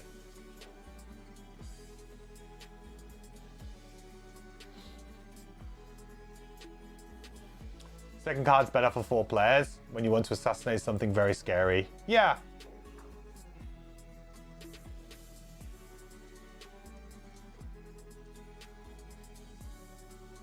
I think it's a very difficult choice.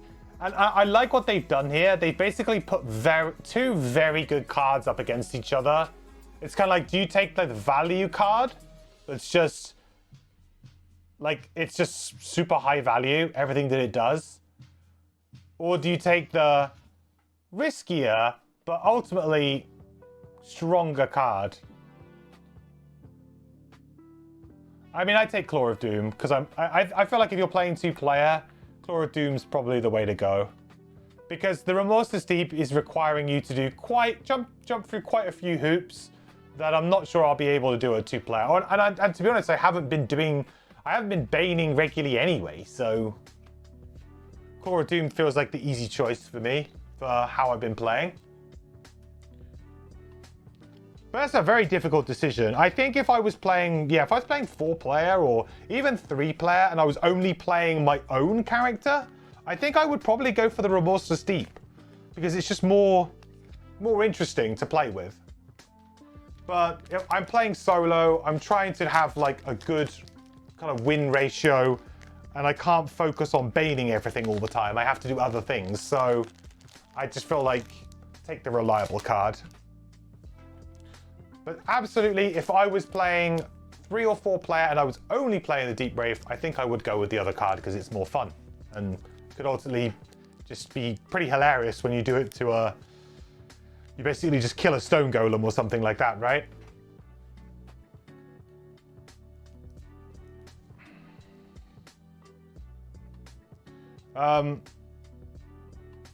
Cool perk.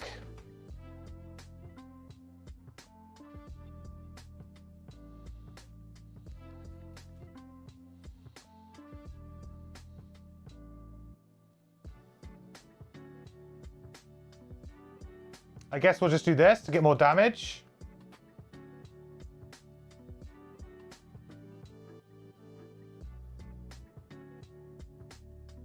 You gonna let me make a perk?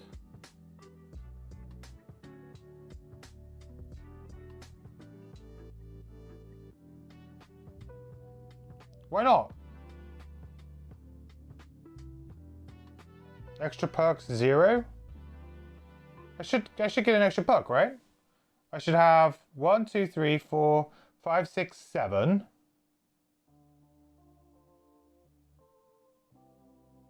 So I should have 6 plus 7. Hey, I've got loads of extra perks. Am I doing this wrong? 1, 2, 3, 4, 5, 6, 7. I'm level 6. So I should have 1, 2, 3, 4, 5. Plus 1 from the level up. 6. 7, 8. Yeah, so is it just bugged?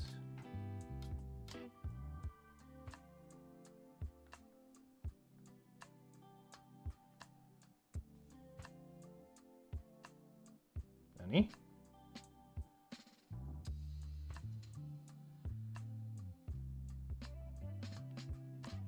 Hello? Help. What the hell?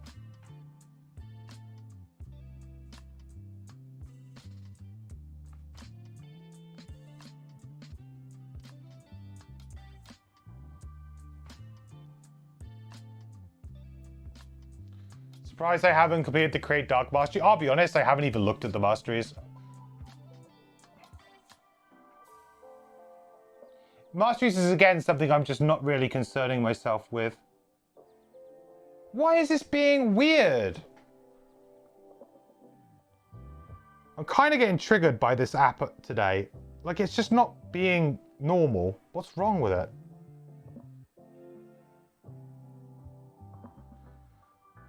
Give me 3 extra perks. See what happens here.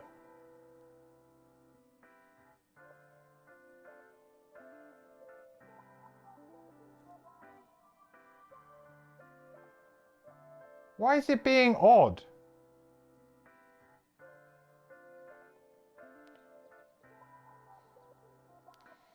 Devs.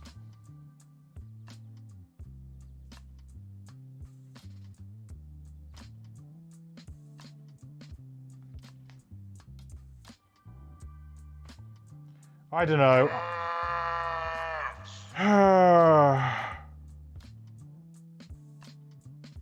Can I do it on the trapper, maybe?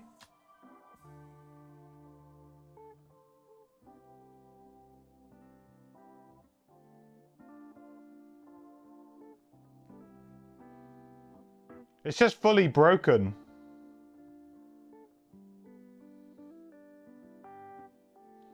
Maybe it's just bugged for now.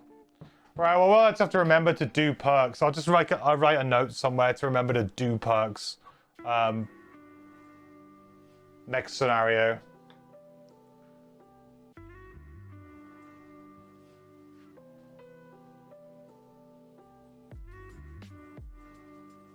Hopefully it'll be fixed by next time.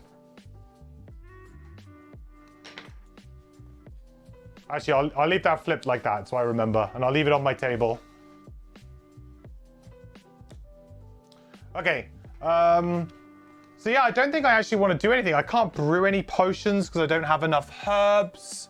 I can't really buy anything or build anything. Well, I can build stuff, but I can't craft anything that's useful here. So I think we just go to construction. And I think we're probably just going to build a bit of wall.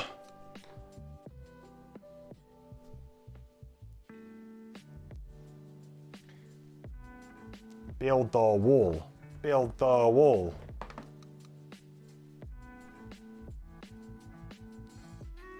So we'll build this section of wall, which is 10 money, 5 wood, 2 metal, 1 hide.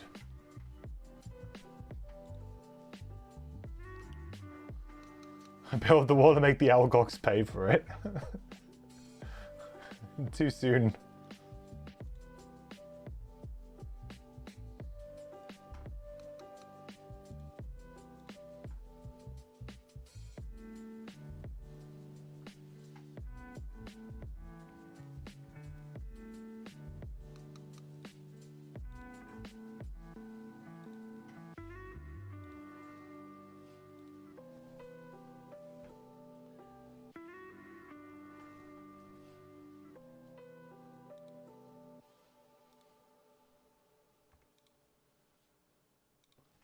How much metal? 2 metal.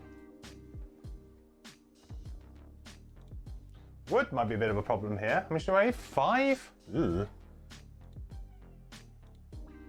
I guess I can do all 3 from here, that's fine. Trapper can give up all 3. And then Kelp can give up 2.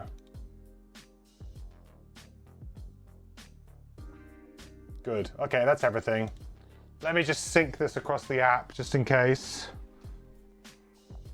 As long as the app's actually being normal. Oh, that's 10 gold.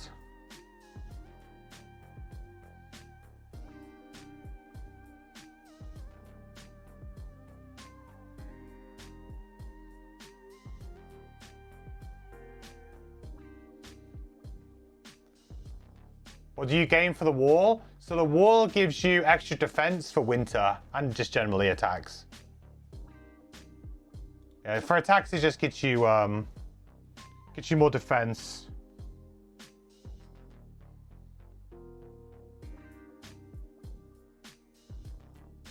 Oh no, this should be right, 53. Oh no, it's not right.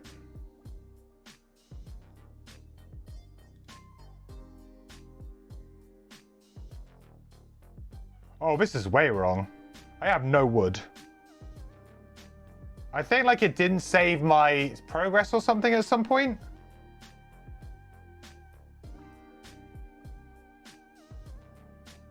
That might be why it's all getting a bit funked up. Right, build the wall.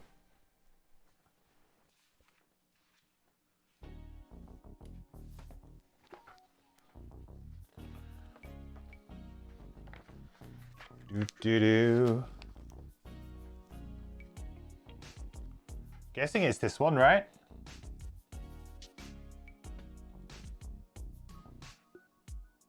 Yeah.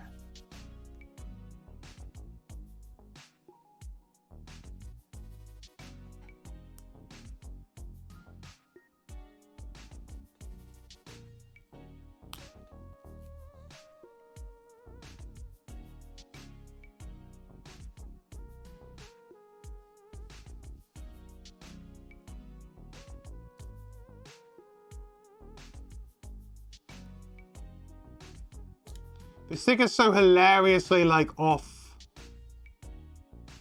center.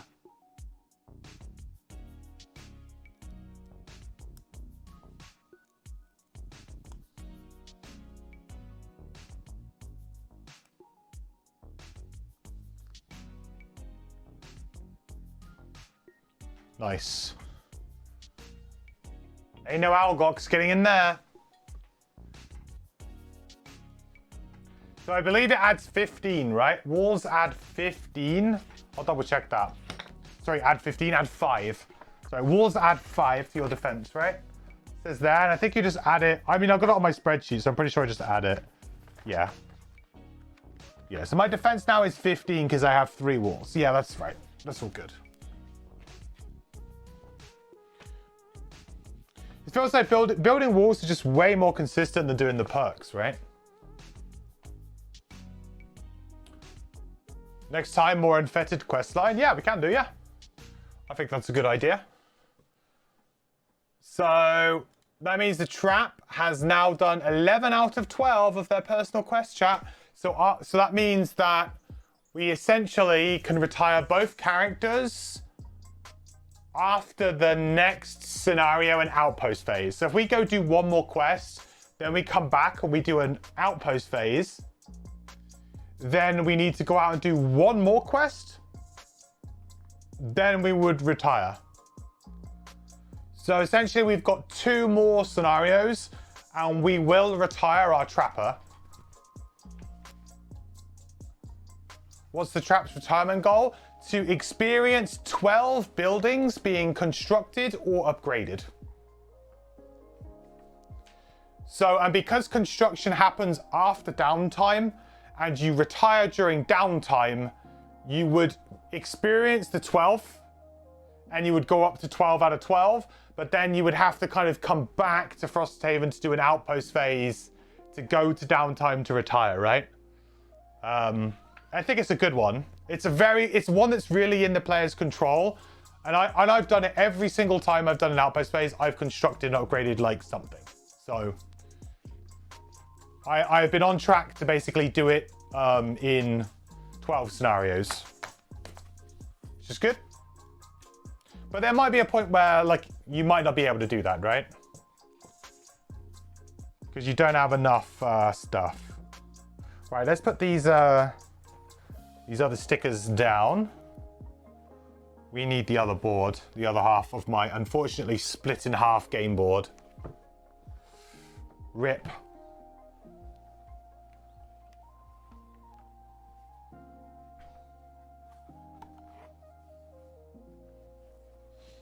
After you rolled the meteor, you burned morale to double bills. You luckily have 9 or 10 scenarios.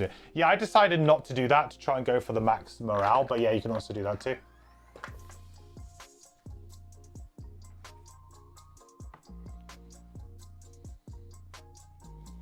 Hopefully none of these are on the join, because that would suck.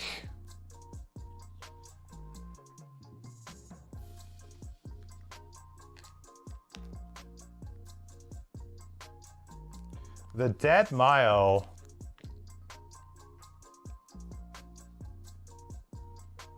Ooh.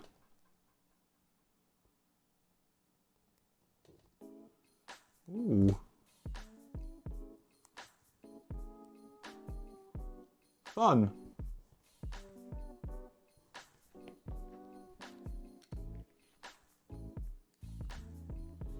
Double bill because you had max morale and it seemed better to spend it, so you didn't overcap it. Yeah, that makes sense. Yeah, if you got max morale. I unfortunately hit an event that gave me minus morale, which has sort of derailed me a little bit. I was so close. I think I was 1 away, and then I hit an event that's knocked me back.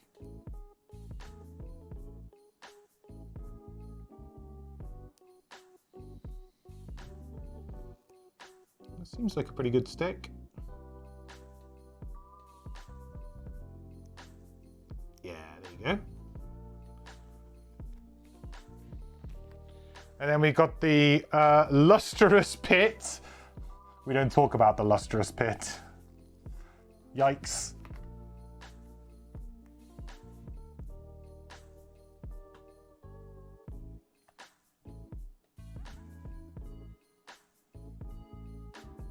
Oh, it's down here.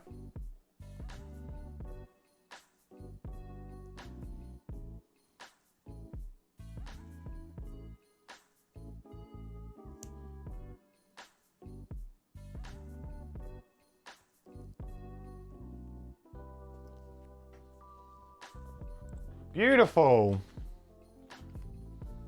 Well, I think then next time we can maybe go and do one of these two, either the Dead Mile or Buried Ducks. I mean, the Dead Mile sounds cooler, but also the Buried Ducks, I think, was the one where you're gonna, you know, potentially will be going through the ducks and avoiding a bit more of a stealth mission, whereas I guess the Dead Mile is more like walking straight into it. Maybe not such a good idea. But there we have it, folks. Good, successful scenario today. I think still, yeah. That's the blessing from Jeff. Yeah. That's the blessing from. Isaac, at this point, can we get your approval to add an additional attack modifier deck for allies in the digital version?